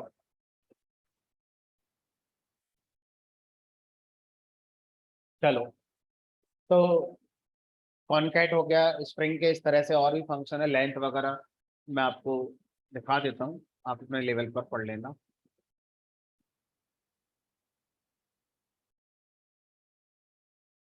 ये देखो, lower case, upper case, reverse करना, लेंथ निकालना, कॉनकैट करना, ये हमारे कुछ फंक्शन हैं। कुछ और फंक्शन जो रह गए, सीलिंग वैल्यू निकालना, फ्लोर वैल्यू निकालना, एब्सोल्यूट वैल्यू निकालना। अब जैसे मान लो किसी कॉलम में किसी की एज रखी हुई है, बाई मिस्टेक नेगेटिव एंटर हो गई, तो अब इंटीजर कॉलम में नेगेटिव वैल्यू अलाउड है क्योंकि वो इंटीजर है। लेकिन अब मैं चाहता हूं कि जब सेलेक्ट करके दिखाऊं तो उस कॉलम में जिसमें एज स्टोर हुई है सिर्फ एब्सोल्यूट वैल्यू दिखाऊं, सिर्फ वैल्यू वैल्यू दिखाऊं, मुझे उसमें साइन दिखाने की जरूरत ही नहीं है। तो आप ABS function, that is absolute, ABS function का यूज करके इस काम को कर सकते हैं। ठीक है। अब हमारे पास एक और कॉन्सेप्ट होता है, दो कांस्टेंट हमारे बेसिकली बचे हुए हैं।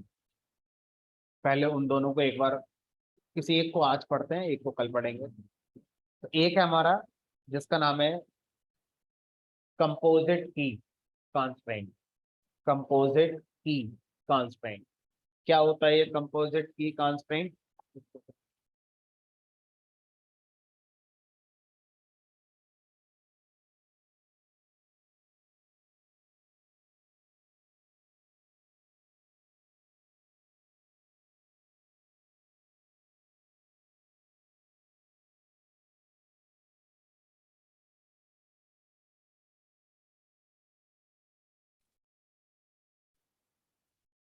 एक सिचुएशन डिस्कस करते हैं जहां पर कंपोजिट की कांस्टेंट बनाने की हमें नीड लगेगी। कोई, मान लीजिए एक कॉलेज है और उसमें कोई इवेंट हो रहा है, कोई फेस्टिवल हो सकता है ना, एनुअल फंक्शन हो सकता है या कोई भी हो सकता है। तो उस एनुअल फंक्शन में कुछ स्टूडेंट पार्टिसिपेट कर रहे हैं, तो उनका डेटा मुझे यहाँ पर स्टोर करना है। फेस्टिवल नाम से एक टेबल बना दी। यहाँ पर स्टूडेंट का रोल नंबर है, स्टूडेंट का नाम है और वो क्या इवेंट करेगा यहाँ पर लिखा होगा। तो जो जो स्टूडेंट पार्टिसिपेट करना चाहते हैं उनका डेटा इस टेबल में मेंटेन किया जाएगा। मान लीजिए कोई स्टूडेंट है जिसका रोल नंबर 101 है, नाम उसका सोनू हो सकता है, और मान लीजिए वो डांस में पार्टिसिपेट करेगा।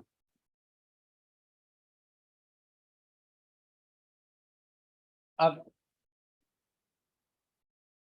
अगर आपसे कहा जाए क्या एक स्टूडेंट जो एक इवेंट में पार्टिसिपेट कर चुका है, क्या वो किसी दूसरे इवेंट में पार्टिसिपेट कर सकता है? आंसर इज यस, दूसरे इवेंट में पार्टिसिपेट कर सकता है। तो यही स्टूडेंट जिसका रोल नंबर 101 है, नाम तो फोन ही होगा अगर वही स्टूडेंट है। तो अगर वो मिमिक्री करना चाहता है तो कर सकता है। अच्छा, अगर किसी एक इवेंट में एक स्टूडेंट ने पार्टिसिपेट कर लिया है, तो क्या कोई दूसरा स्टूडेंट सेम इवेंट में पार्टिसिपेट नहीं कर सकता? हमने कहा कर सकता है। एक और स्टूडेंट है, रोल नंबर 102 है, इसका नाम मोनू है, ये भी डांस करना चाहता है, कर सकता है। लेकिन अगर कोई एक स्टूडेंट ऑलरेडी किसी एक इवेंट में अपना नाम लिखा चुका है, तो वही स्टूडेंट सेम इवेंट में दोबारा नाम नहीं लिखवा सकता। दूसरे इवेंट में लिखवाना चाहे तो लिखवा सकता, सेम में नहीं लिखवा सकता, ऑलरेडी उसकी एंट्री हो गई।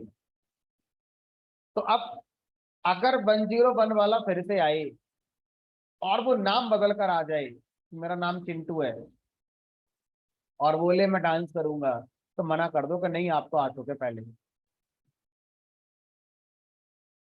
तो अब ये काम कैसे करोगे? क्या रोल नंबर को प्राइमरी की बना सकते हो?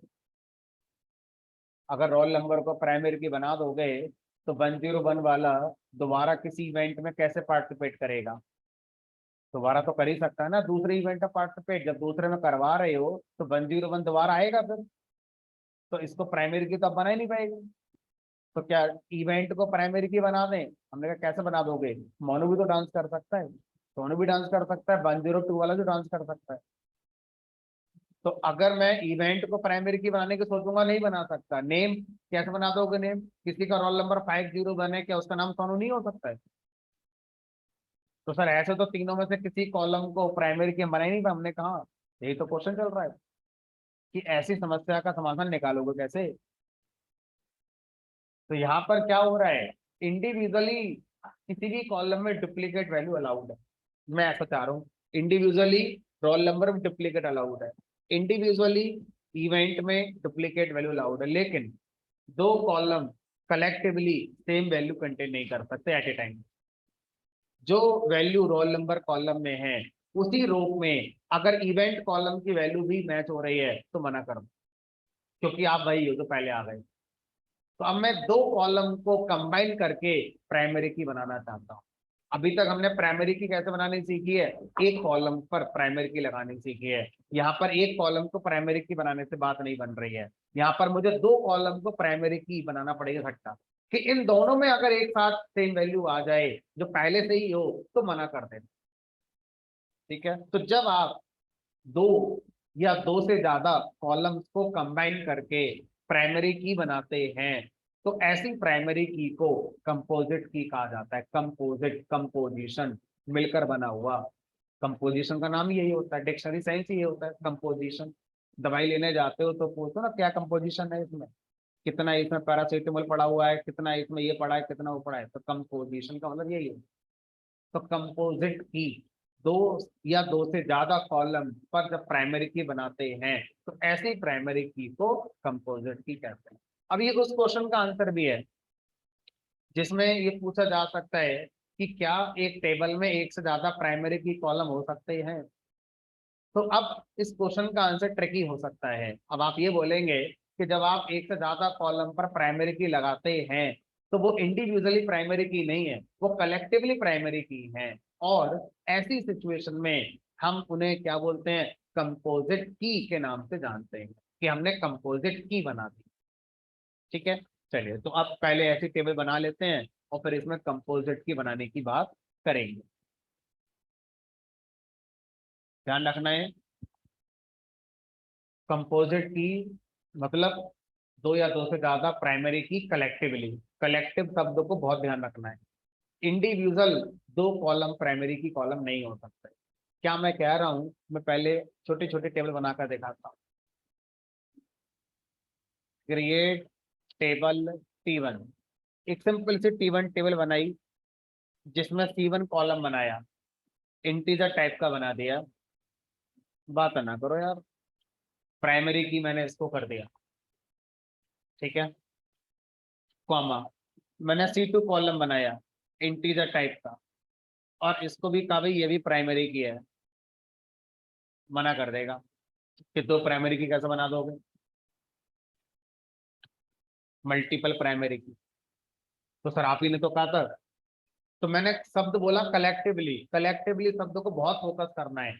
अभी आप जो कर रहे हो वो इंडिविजुअली कर रहे हो। C1 को पता ही नहीं C2 कौन है, C2 को पता ही नहीं C1 कौन है। जब दोनों एक साथ हमारे यूज होंगे तब वो कंपोजिट की होंगे। तो अभी तो टेबल जब बनेगी तब चेक करा गया कि यार यहाँ तो C1 भी कह रहा है प्राइमरी क्यू में, C2 भी कह रहा है मैं भी प्राइमरी क्यू, और दोनों अलग अलग हैं, तो ये तो नहीं है। अब यही काम मैं दोबारा करता हूँ, यहाँ से हटाओ, यहाँ से हटाओ। C1 नॉर्मल कॉलम है इंटीजर टाइप का, C2 नॉर्मल कॉलम है इंटीजर टाइप का, कॉमा। अब लिखो यहाँ पर प्राइमरी की ब्रैकेट में वो कॉलम्स के नाम C1। अब ये दोनों कलेक्टिवली प्राइमरी की हैं और इस कॉन्सेप्ट को ही बोला जाता है कंपोजिट की। तो कंपोजिट की नाम से कोई कीवर्ड नहीं होता, प्राइमरी की का ही यूज करके कंपोजिट की बनाई जाती है, लेकिन कलेक्टिवली। तो कलेक्टिव शब्द बहुत इंपॉर्टेंट है। इन दोनों कॉलम में इंडिविजुअली डुप्लीकेट वैल्यू हो सकती है, एक साथ हमारी डुप्लीकेट वैल्यू नहीं आ सकती। अब मैं अपने वाले एग्जांपल पर आता हूँ, तो मैंने छोटा सा एग्जांपल बस टेस्ट करके आपको बता दिया कि प्राइमरी की कैसे बनाएंगे कलेक्टिवली। ठीक है, तो अब मैं बनाता हूँ table, create table first, column का नाम रोल नंबर इंटीजर, कॉलम का नाम स्टूडेंट नेम। कुछ डेटाबेस में नेम नाम से कीवर्ड होता है, तो नेम नाम से कॉलम बनता नहीं है कुछ डेटाबेस में। इसलिए नेम के आगे पीछे कुछ लगा देते हैं हम लोग। बट मैं ये नहीं कर रहा कि माई सिक्वल में ही ऐसा होगा, देखना पड़ेगा। बट कुछ डेटाबेसेस में नेम एक कीवर्ड होता है, ठीक है। तो इसलिए एस नेम, ई नेम, कुछ ना कुछ अपने लगा देना। और ये कर दिया मैंने वेरकेर इवेंट, ये भी वेरकेर कर दिया।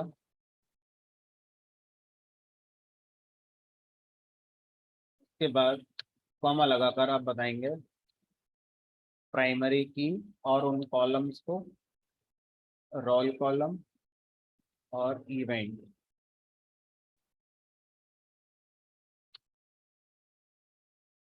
अब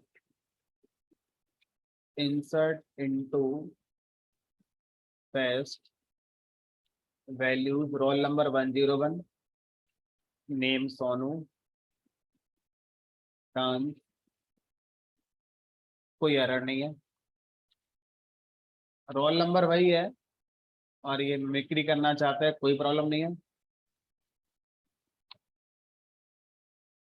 इंडिविजुअल कॉलम डुप्लीकेट कंटेन कर सकता है।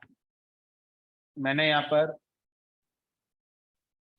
मान लीजिए रोल नंबर 101 कर दिया, तो भी चलना चाहिए भाई। 102 वाला अगर ये कह रहा है कि मेरा नाम सोनू है, तो उसका मना थोड़ी कर देंगे नहीं आपका नाम सोनू नहीं है, हो सकता है। लेकिन वो मिमिक्री करना चाहता है, कर लो। अब 101 वाला फिर से आ गया कि मेरा नाम सोनू ही है, हमने कहा ठीक है, क्या करेगा, मिमिक्री करने देंगे। तो इंडिविजुअली देखो ये डुप्लीकेट है, अलाउड है। इंडिविजुअली देखो डुप्लीकेट है, अलाउड है। अब कलेक्टिवली, अब 101 वाला कह रहा है कि मैं डांस करूंगा, तो इससे बोले कर तो दिया आपने, कितना करोगे डांस, देखो कर चुके ऑलरेडी। नाम बदल के आ रहा है, फर्क ही नहीं पड़ेगा, नाम बदल के आए सेम आए, क्योंकि हमने जो अपना कॉन्सेप्ट लगा रखा है उसके हिसाब से डुप्लीकेट होगा। ठीक है, तो कंपोजिट की,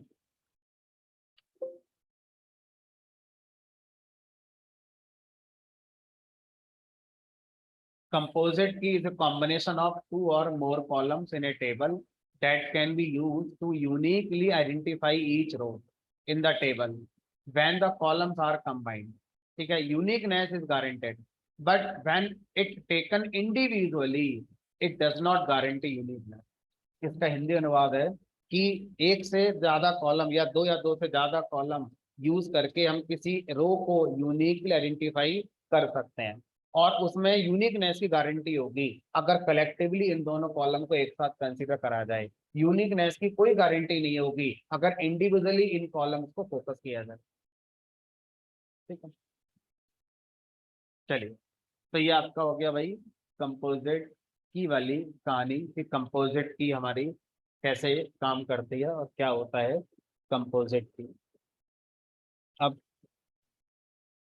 एक और कॉन्स्टेंट है, उसको भी कंप्लीट कर देते हैं, तो कॉन्स्टेंट वाला चैप्टर पूरा हो जाएगा हमारा। अब लास्ट कॉन्स्टेंट की जरूरत क्या है उसको समझते हैं। भाई मेरे पास ऑलरेडी एम्प्लॉय टेबल चल रही है, ठीक है, ऑलरेडी एम्प्लॉय नाम की एक टेबल है, इसमें आप अपने कुछ रिकॉर्ड्स मेंटेन कर रहे हैं। एम्प्लॉयज का जो डेटा है वो आप मेंटेन करते हुए चल रहे हैं।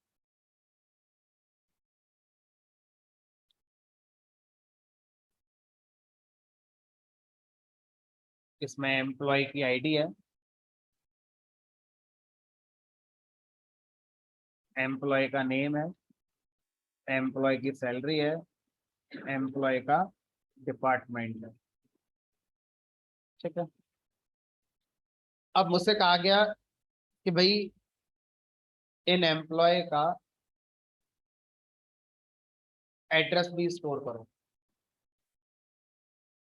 इनका स्टेट क्या है, इनकी कंट्री कौन सी है, किस सेक्टर में रहते हैं, हाउस नंबर क्या है, ईमेल आईडी क्या है, मोबाइल नंबर क्या है, कम्युनिकेशन के लिए जो एड्रेस चाहिए वो भी हर एम्प्लॉय का मुझे मैनेज करने के लिए कहा गया। इनिशियली नहीं कहा गया था, है ना। इनिशियली मुझे कहा गया बस एम्प्लॉय का ऑर्गेनाइजेशन के अंदर जो डेटा चाहिए वो employ ID, employ name, salary department ये कर दिया। बाद में कम्युनिकेशन एड्रेस को स्टोर करने की बात आई। तो अब हमने क्या सोचा कि इस टेबल में हम ऐड कर सकते हैं नए कॉलम और हर रिकॉर्ड को अपडेट कर सकते हैं। लेकिन अगर हम ध्यान से देखें तो वो चीजें ऐसी हैं जो बार बार अपडेट तो होंगी नहीं। किसी का state, city, house number, email ID, mobile number daily तो बदलेगा नहीं। लेकिन किसी भी एम्प्लॉय की सैलरी बदल सकती है। अगर एक नया प्रोजेक्ट आ गया तो हो सकता है उसका डिपार्टमेंट बदल दें हम, कि अब आप दूसरे प्रोजेक्ट पे काम करो, ये प्रोजेक्ट तो खत्म हो गया हमारा। सैलरी हो सकता है 3 महीने में बदल जाए, हो सकता है 6 महीने में बदले, हो सकता है 1 साल में बदले। तो ये चांस है बदलेगी। तो अगर मैं एक ही टेबल के अंदर एड्रेस वाले डेटा को लेकर चलूंगा तो टेबल थोड़ा सा मुझे लगता है ओवरलोड हो सकती है, क्योंकि ये बहुत ज्यादा आपस में रिलेटेड कॉन्सेप्ट नहीं है। तो हमने डिसाइड करा कि हम अलग टेबल बना लेते हैं जिसमें एम्प्लॉय का कम्युनिकेशन एड्रेस स्टोर करेंगे। बेटर अप्रोच रहती है। इस हम क्या कह सकते हैं, मॉड्युलरिटी। ठीक है, कि हमने मॉड्यूलर अप्रोच फॉलो करी है। इस वाले हिस्से को अलग, इस वाले हिस्से को अलग। जब मैं कुछ एम्प्लॉय सर्च करूंगा एम्प्लॉय टेबल से, तो सर्चिंग टाइम इस बात पे डिपेंड करता है कि कितने कॉलम्स आपने लगा रखे हैं। अगर कॉलम बहुत लगा रखे हैं और इस एम्प्लॉय टेबल पर बार बार मैं सर्च करने आ रहा हूँ कि मुझे वो रिकॉर्ड दो जिनकी सैलरी 20,000 से ज्यादा है, जितने कॉलम ज्यादा होंगे सर्चिंग टाइम बढ़ेगा, जितने कॉलम कम होंगे सर्चिंग टाइम कम होगा। भले ही सैलरी कॉलम एक ही है, सैलरी, जबकि मुझे जो रिजल्ट चाहिए, रिजल्ट मुझे इसके बेस पर ही चाहिए। लेकिन इस बेस पर रिजल्ट ढूंढने के लिए इस रो से इस रो पर आना पड़ेगा, इस रो से इस रो पर आना पड़ेगा। इस रो से इस रो पर आने में कितना टाइम लगेगा इंटरनली सर्च क्वेरी को, वो इस बात पे डिपेंड करेगा कि इस रो में कितने कॉलम थे। ज्यादा कॉलम थे तो जब हम इंटरनली इस हमने इंटरनली जो हमारा सर्च इंजन है जो हमारे रिकॉर्ड को मैच कर रहा है, जब वो यहां से यहां आएगा तो उसका टाइम ज्यादा लगेगा। अगर कॉलम कम हुए तो यहां से आने में टाइम उसका कम लगेगा। तो इसीलिए क्या कॉन्सेप्ट लाया गया कि आप एक ही टेबल में सब कुछ ना रखें, सर्चिंग स्लो हो जाती है। आप दूसरी टेबल बना दें अगर उनका बहुत ज्यादा use day to day coding में नहीं है। तो हमने कहा चलो बना लेते हैं दूसरी। तो हमने एक दूसरी टेबल बना ली और इसका नाम कर दिया एम्प्लॉय एड्रेस।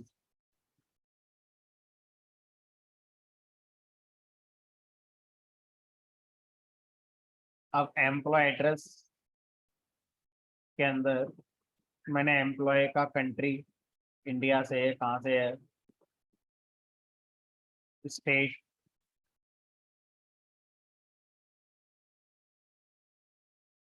स्टेट के अंदर फिर और बहुत सारी चीज़ें आएंगी। ठीक है, हाउस नंबर आ गया, डिस्ट्रिक्ट आ गया, है ना। ये सारी चीज़ें हमारी यहाँ पर आ गई। मान लीजिए हाउस नंबर हो गया, मोबाइल नंबर हो गया। अब ये इंडिया, यूपी, कोई लिख दिया डेटा यहाँ पे। तो सर ये कैसे पता चलेगा कि ये एड्रेस किस एम्प्लॉय का है? लड़ाई नहीं हो जाएगी? ये बोलेगा मेरा है, ये बोलेगा नहीं मेरा है, ये बोलेगा नहीं मेरा है। तो कैसे पहचान करोगे कि ये एड्रेस आपने किसका रख दिया यहाँ पर? और पता चला यहाँ पर आपने एड्रेस, यहाँ पर एम्प्लॉई है 20 और एड्रेस रख दिया आपने 25। तो 5 कहाँ से आ गए? इसमें तो है ही नहीं हमारे, है ना। तो कैसे बनाओगे? तो हमने कहा एक काम करते हैं, यहाँ पर जो एम्प्लॉय आईडी है, इस एम्प्लॉय आईडी को यहाँ पर भी स्टोर करके चलते हैं। भले ही उसका नाम बदल दो, कॉलम का नाम मैंने ई आई डी कर दिया, तो यहाँ पर ई आई डी 101 है, तो ये 101 वाले का रिकॉर्ड हो गया पूरा, और यही 101 वाले का क्या हो गया, पूरा एड्रेस हो गया। तो जब भी आपको कंप्लीट डेटा चाहिए होगा तो दोनों टेबल से लेकर आओ, where employ ID equal to 101 यहाँ पे, और where E I D equal to 101 यहाँ पर। फिर इन दोनों के डेटा को ज्वाइन करके अपना दिखा देना लास्ट में। ठीक है, तो अब मैंने सोचा कि यहाँ पर एक कॉलम बनाते हैं जो यूनिकली किसी एम्प्लॉय के एड्रेस को आइडेंटिफाई करेगा, तो वो मुझे एम्प्लॉय आईडी नजर आया। तो एम्प्लॉय आईडी कॉलम का नाम आप सेम रख दो, जो वहां पर था बदल के रख दो, फर्क नहीं पड़ता, मैटर करता है ये वैल्यू वही होनी चाहिए जो यहाँ पर वैल्यू है। ठीक है। अब इसमें हमें इस बात का ध्यान रखना पड़ेगा कि जब मैं इस वाली टेबल में किसी का एड्रेस रख रहा हूं और मैंने यहाँ पे गलती से लिख दिया 701, अब 701 का रिकॉर्ड यहाँ होना भी तो चाहिए। ऐसा ना हो कि यहाँ पर एक ऐसे एम्प्लॉय का एड्रेस आ जाए जो अभी एम्प्लॉय टेबल में एग्जिस्ट ही नहीं करता है। हमें ऐसे के एड्रेस नहीं रखने हैं। तो हमें एम्प्लॉय एड्रेस टेबल में उन्हीं एम्प्लॉय के एड्रेस रखने हैं जो एम्प्लॉय टेबल के अंदर हैं। तो ये कैसे चेक करोगे कि भाई इस वाली टेबल में वही रिकॉर्ड आएंगे जो एम्प्लॉय टेबल में है? तो उसके लिए हम एक कांस्टेंट लगाते हैं जिसे बोलते हैं referential integrity constant. Referential integrity, reference, refer करना, है ना। मेरा रेफरेंस लगा दो नौकरी लग जाएगी, है ना। रेफरेंस जो हमें दूसरे का सहारा मिलता है तो हम क्या बोलते हैं? रेफरेंस। ठीक है। तो रेफरेंशियल इंटीग्रिटी इसका मतलब होता है कि एक टेबल का रिकॉर्ड दूसरी टेबल के रिकॉर्ड के अकॉर्डिंग बिहेव करता है। तो इस कॉन्सेप्ट को क्या बोलते हैं? रेफरेंशियल इंटीग्रिटी मेंटेन होना। ठीक है। तो अब मैं चाहता हूं इस टेबल की रेफरेंशियल इंटीग्रिटी मेंटेन हो। किस टेबल के साथ? इस वाली टेबल के साथ होनी चाहिए। तो ऐसा करने के लिए हम इस टेबल के किसी कॉलम को क्या बनाएंगे? फॉरेन की कॉलम। तो एक कॉन्सेप्ट आता है फॉरेन की कांस्टेंट। फॉरेन की कांस्टेंट का रूल, जिस टेबल के साथ रेफरेंशियल इंटीग्रिटी मेंटेन करने की बात चल रही है, फॉरेन की, इसका नाम है फॉरेन। यहाँ फॉरेन का मतलब तुरंत नहीं है। यहाँ फॉरेन मतलब विदेश वाला फॉरेन है। फॉरेन जाना है, बाहर जाना है, अपने देश के बाहर दूसरे देश। तो यहाँ पर फॉरेन का मतलब दूसरे टेबल से है। तो फॉरेन शब्द का डिक्शनरी साइंस विदेश नहीं होता है, फॉरेन का मतलब होता है दूसरा। ठीक है। तो यहाँ पर हम फॉरेन की मतलब ऐसी की जो दूसरी टेबल के साथ आपस में रिलेट करेगी। तो क्या करना है? फॉरेन की कॉलम किसी दूसरी टेबल के प्राइमरी की कॉलम को रेफर करता है। तो फॉरेन की कॉलम का रूल होता है कि वो किसी दूसरी टेबल के प्राइमरी की कॉलम को रेफर करता है। तो एम्प्लॉय टेबल में ईएमपी आईडी कॉलम प्राइमरी की कॉलम होना चाहिए। अगर वो नहीं हुआ वहां पर प्राइमरी की कॉलम तो एरर आ जाएगी। ठीक है। तो फॉरेन की का काम होता है किसी दूसरी टेबल के प्राइमरी की कॉलम को रेफर करना। ठीक है। जब ऐसी सिचुएशन हम बनाते हैं तो इन दोनों के बीच में क्या बन गई? रिलेशन बन गई। रिलेशन, इसी के नाम पर हमारे डेटाबेस का टाइप आ गया रिलेशनल डेटाबेस। तो जो हम डेटाबेस पढ़ रहे हैं माई एसक्यूएल, इसलिए इनको क्या बोलते हैं? रिलेशनल डेटाबेस मैनेजमेंट सिस्टम कहा जाता है। तो यहाँ पर जो आर शब्द है उसका मतलब वही है जो अभी आप पढ़ रहे हैं, रिलेशनल। एक टेबल की दूसरे टेबल के साथ रिश्तेदारी, रिलेशनल। ठीक है, रिलेशन। तो इस तरीके से ये हमारा क्या होगा? रिलेशनल डेटाबेस होता है। तो इसी तरह से आते हैं हमारे दूसरे जो नॉन रिलेशनल होते हैं, जिसमें फॉरेन की का कॉन्सेप्ट ही नहीं होता है, जहां पर जिसको हम क्या बोलते हैं? Document based database. एक होता है रिलेशनल डेटाबेस, एक होता है डॉक्यूमेंट बेस्ड। जैसे मोंगोडीबी। तो मोंगोडीबी के अंदर फॉरेन का कॉन्सेप्ट नहीं होता है। ठीक है। तो वहां पर कहानी थोड़ी अलग होती है। तो उसको क्या बोलेंगे? आरडीबी में नहीं बोलेंगे, मोंगोडीबी क्या कहलाता है? No sequel database. No sequel database या डॉक्यूमेंट डेटाबेस।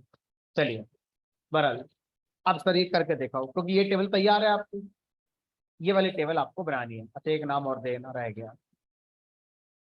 जो फॉरेन की जिस टेबल पर लगेगी उसको हम चाइल्ड टेबल कहते हैं, और वो फॉरेन की जिस टेबल के प्राइमरी की पर रेफर कर रही है उस टेबल को हम बोलते हैं पेरेंट टेबल।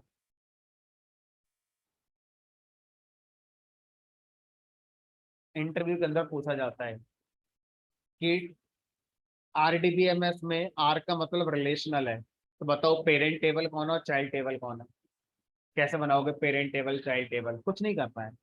फॉरेन की कॉलम जिस टेबल में लगाया गया वो चाइल्ड टेबल कहलाती है। वो फॉरेन की जिस टेबल के प्राइमरी की को रेफर कर रही है उस टेबल को पेरेंट टेबल का नाम दिया जाता है।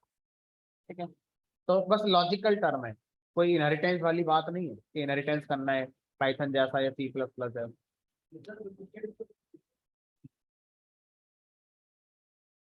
फॉरेन की कॉलम अगर आपने प्राइमरी की बनाया है तो डुप्लीकेट नहीं होगा, और फॉरेन की कॉलम को आपने अगर प्राइमरी की नहीं बनाया तो डुप्लीकेट भी हो सकता है, मिसिंग भी कुछ भी हो सकता है। आ सकते हैं हाँ। फॉरेन की अपने आप में नॉर्मल कॉलम है, उसमें कोई इफेक्ट नहीं है, उसमें डुप्लीकेट वैल्यू आ सकती है, कोई फर्क नहीं है। एक एम्प्लॉय के दो एड्रेस हैं तो हो सकते हैं, तो अगर आपने फॉरेन की भी प्राइमरी की बना दी तो वो भी आप कर सकते हैं। तो वो किसी ने कहा नहीं है कि फॉरेन की को प्राइमरी की बनाना होता है, लेकिन आपकी नीड है तो आप फॉरेन की कॉलम को प्राइमरी कॉलम भी बना सकते हैं।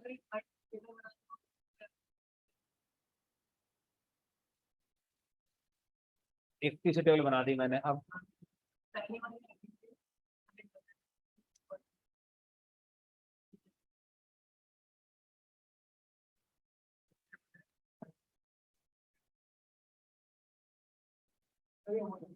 क्रिएट, अरे तो करके तो दिखाना पड़ेगा, तो जाएगा ही, वो तो थोड़ी जाएगा। क्रिएट टेबल, टेबल का नाम मान लीजिए मैंने शॉर्ट में दे दिया, तो मैं छोटा ही लिखूंगा, ज्यादा नहीं लिख रहा है, एम्प्लॉय एड्रेस, जो काम की चीज है वो लिखूंगा। क्रिएट टेबल एम्प्लॉय एड्रेस, और यहाँ पर एम्प्लॉय का मोबाइल नंबर दे दिया, मान लीजिए इंटीजर ही दे दिया। एम्प्लॉय का ईमेल दे दिया, मान लीजिए वैरकर दे दिया। ठीक है, और काम की चीज दे दी मैंने यहाँ पर एम्प्लॉय की आईडी। अब एम्प्लॉय आईडी इंटीजर, तो अब मैं यहाँ पर एम्प्लॉय एड्रेस टेबल में 3 कॉलम बना रहा हूँ। तीसरा कॉलम मेरे इंपॉर्टेंट है, तीसरे कॉलम को मैंने प्राइमरी की नहीं बनाया, तीसरे कॉलम पर अभी मैंने कोई कांस्टेंट नहीं लगाया। अब मैं यहाँ पर कॉमा लगाकर तीसरे कॉलम पर कांस्टेंट लगा रहा हूँ फॉरेन की वाला, तो यहाँ लिखूंगा मैं फॉरेन की EID। अब फॉरेन की को फिर हमें रेफरेंसेस और उस टेबल का नाम जिस टेबल से रेफरेंस करना है, एम्प्लॉय, और उस एम्प्लॉय टेबल के उस प्राइमरी कॉलम का नाम जिसके साथ ये हमारा लिंक होगी, क्या नाम है उसका, एम्प्लॉय। तो अब ये टेबल बन रही है एम्प्लॉय एड्रेस, जिसमें मोबाइल नंबर फील्ड है, ईमेल फील्ड है, EID फील्ड है। EID फील्ड को मैंने फॉरेन की बनाया है, और ये फॉरेन की रेफरेंस कर रही है एम्प्लॉय टेबल के एम्प्लॉय ID कॉलम पे। ये कॉलम प्राइमरी की होना जरूरी है। ये प्राइमरी की होगा नहीं होगा वो आपकी मर्जी है, आपको बनाना था तो आप बना सकते थे, नहीं बनाना है कोई जरूरी नहीं। देखो कहाँ गलत हुआ, स्पेलिंग कहाँ लिखी,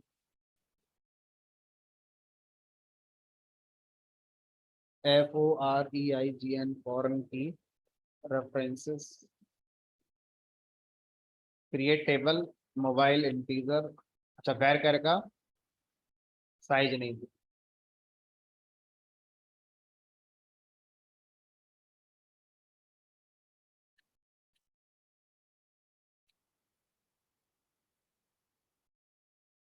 अब इंसर्ट,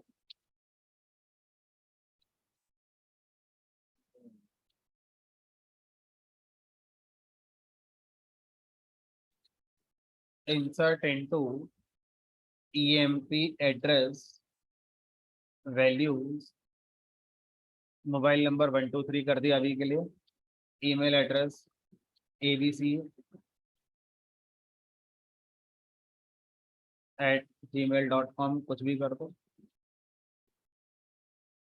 10 करेक्टर से ज्यादा ना हो जाए। 1 2 3 4 5 6 7 8 9 10 एरर आ जाएगी। abc@gm.com, ठीक है।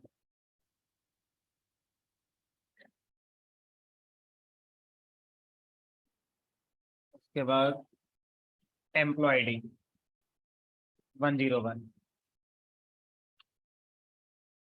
मना कर दिया, कह रहा है कि 101 वाला रिकॉर्ड तो है ही नहीं वहां पर, देखना जरा।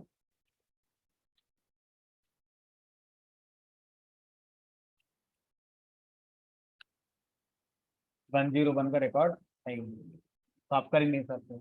इसको बोलते हैं रेफरेंशियल इंटीग्रिटी मेंटेन होना। तो अब एम्प्लॉय एड्रेस टेबल में वही रिकॉर्ड हो सकते हैं जो यहाँ पर है, उससे ज्यादा नहीं आएंगे। कम आ सकते हैं, कम तो अभी भी है ना, कम तो अभी भी है, ज्यादा नहीं आ सकते।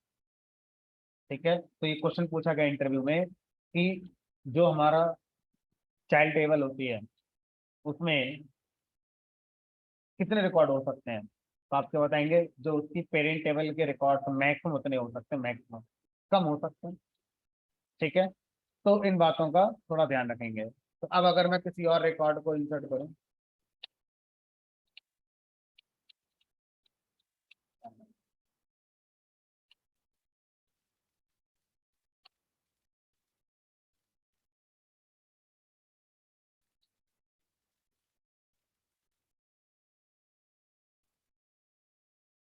Insert into EMP address value 102, ये तो है। क्या देना था, mobile number 123, email address A दे दिया, और ये गलत है। पहला ही मोबाइल नंबर है, दूसरा ईमेल है, तीसरा एम्प्लॉय। ठीक है, तो इसको बोलते हैं फॉरेन की कंस्ट्रेंट। तो फॉरेन की कंस्ट्रेंट दूसरी टेबल के प्राइमरी की कॉलम को रेफर करता है, और जिस टेबल पे फॉरेन की आपने बनाई है वो फॉरेन की इस बात को इंश्योर करेगी कि इस टेबल में जो रिकॉर्ड्स आ रहे हैं वो वही होंगे जो वहां पर हैं। ठीक है, अच्छा, बस एक आखिरी बात और क्लास खत्म करते हैं। कुछ लोग थोड़े परेशान से हो गए हैं। अब बेचारे ऑनलाइन वाले परेशान हो तो वो तो क्लास होकर चले जाते हैं, उन्हें मतलब ही नहीं है। अगर प्राइमरी की नहीं लगी है तो,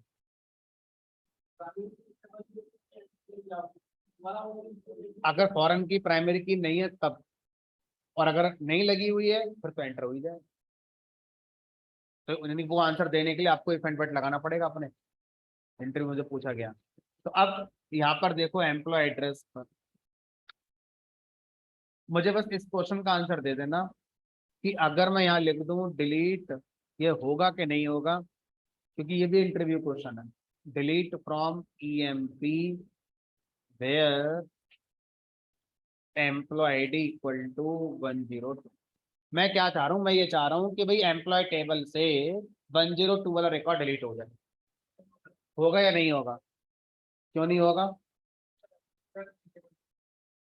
क्योंकि इमेजिन करो, अगर 102 वाला रिकॉर्ड एम्प्लॉय टेबल से डिलीट हो गया तो उधर रेफरेंशियल इंटीग्रिटी फेल हो जाएगी। क्यों? क्योंकि वहां पर एम्प्लॉय एड्रेस टेबल में एक ऐसा रिकॉर्ड एग्जिस्ट कर जाएगा जो एम्प्लॉय टेबल में है ही नहीं है।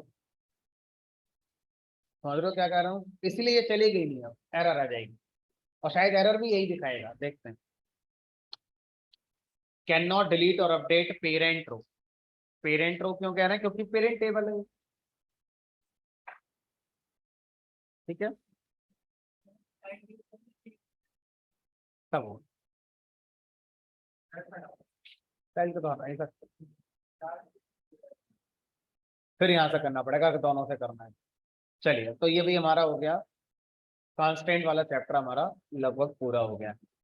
तो आज इतना रखते हैं, कल आगे पढ़ेंगे इसके और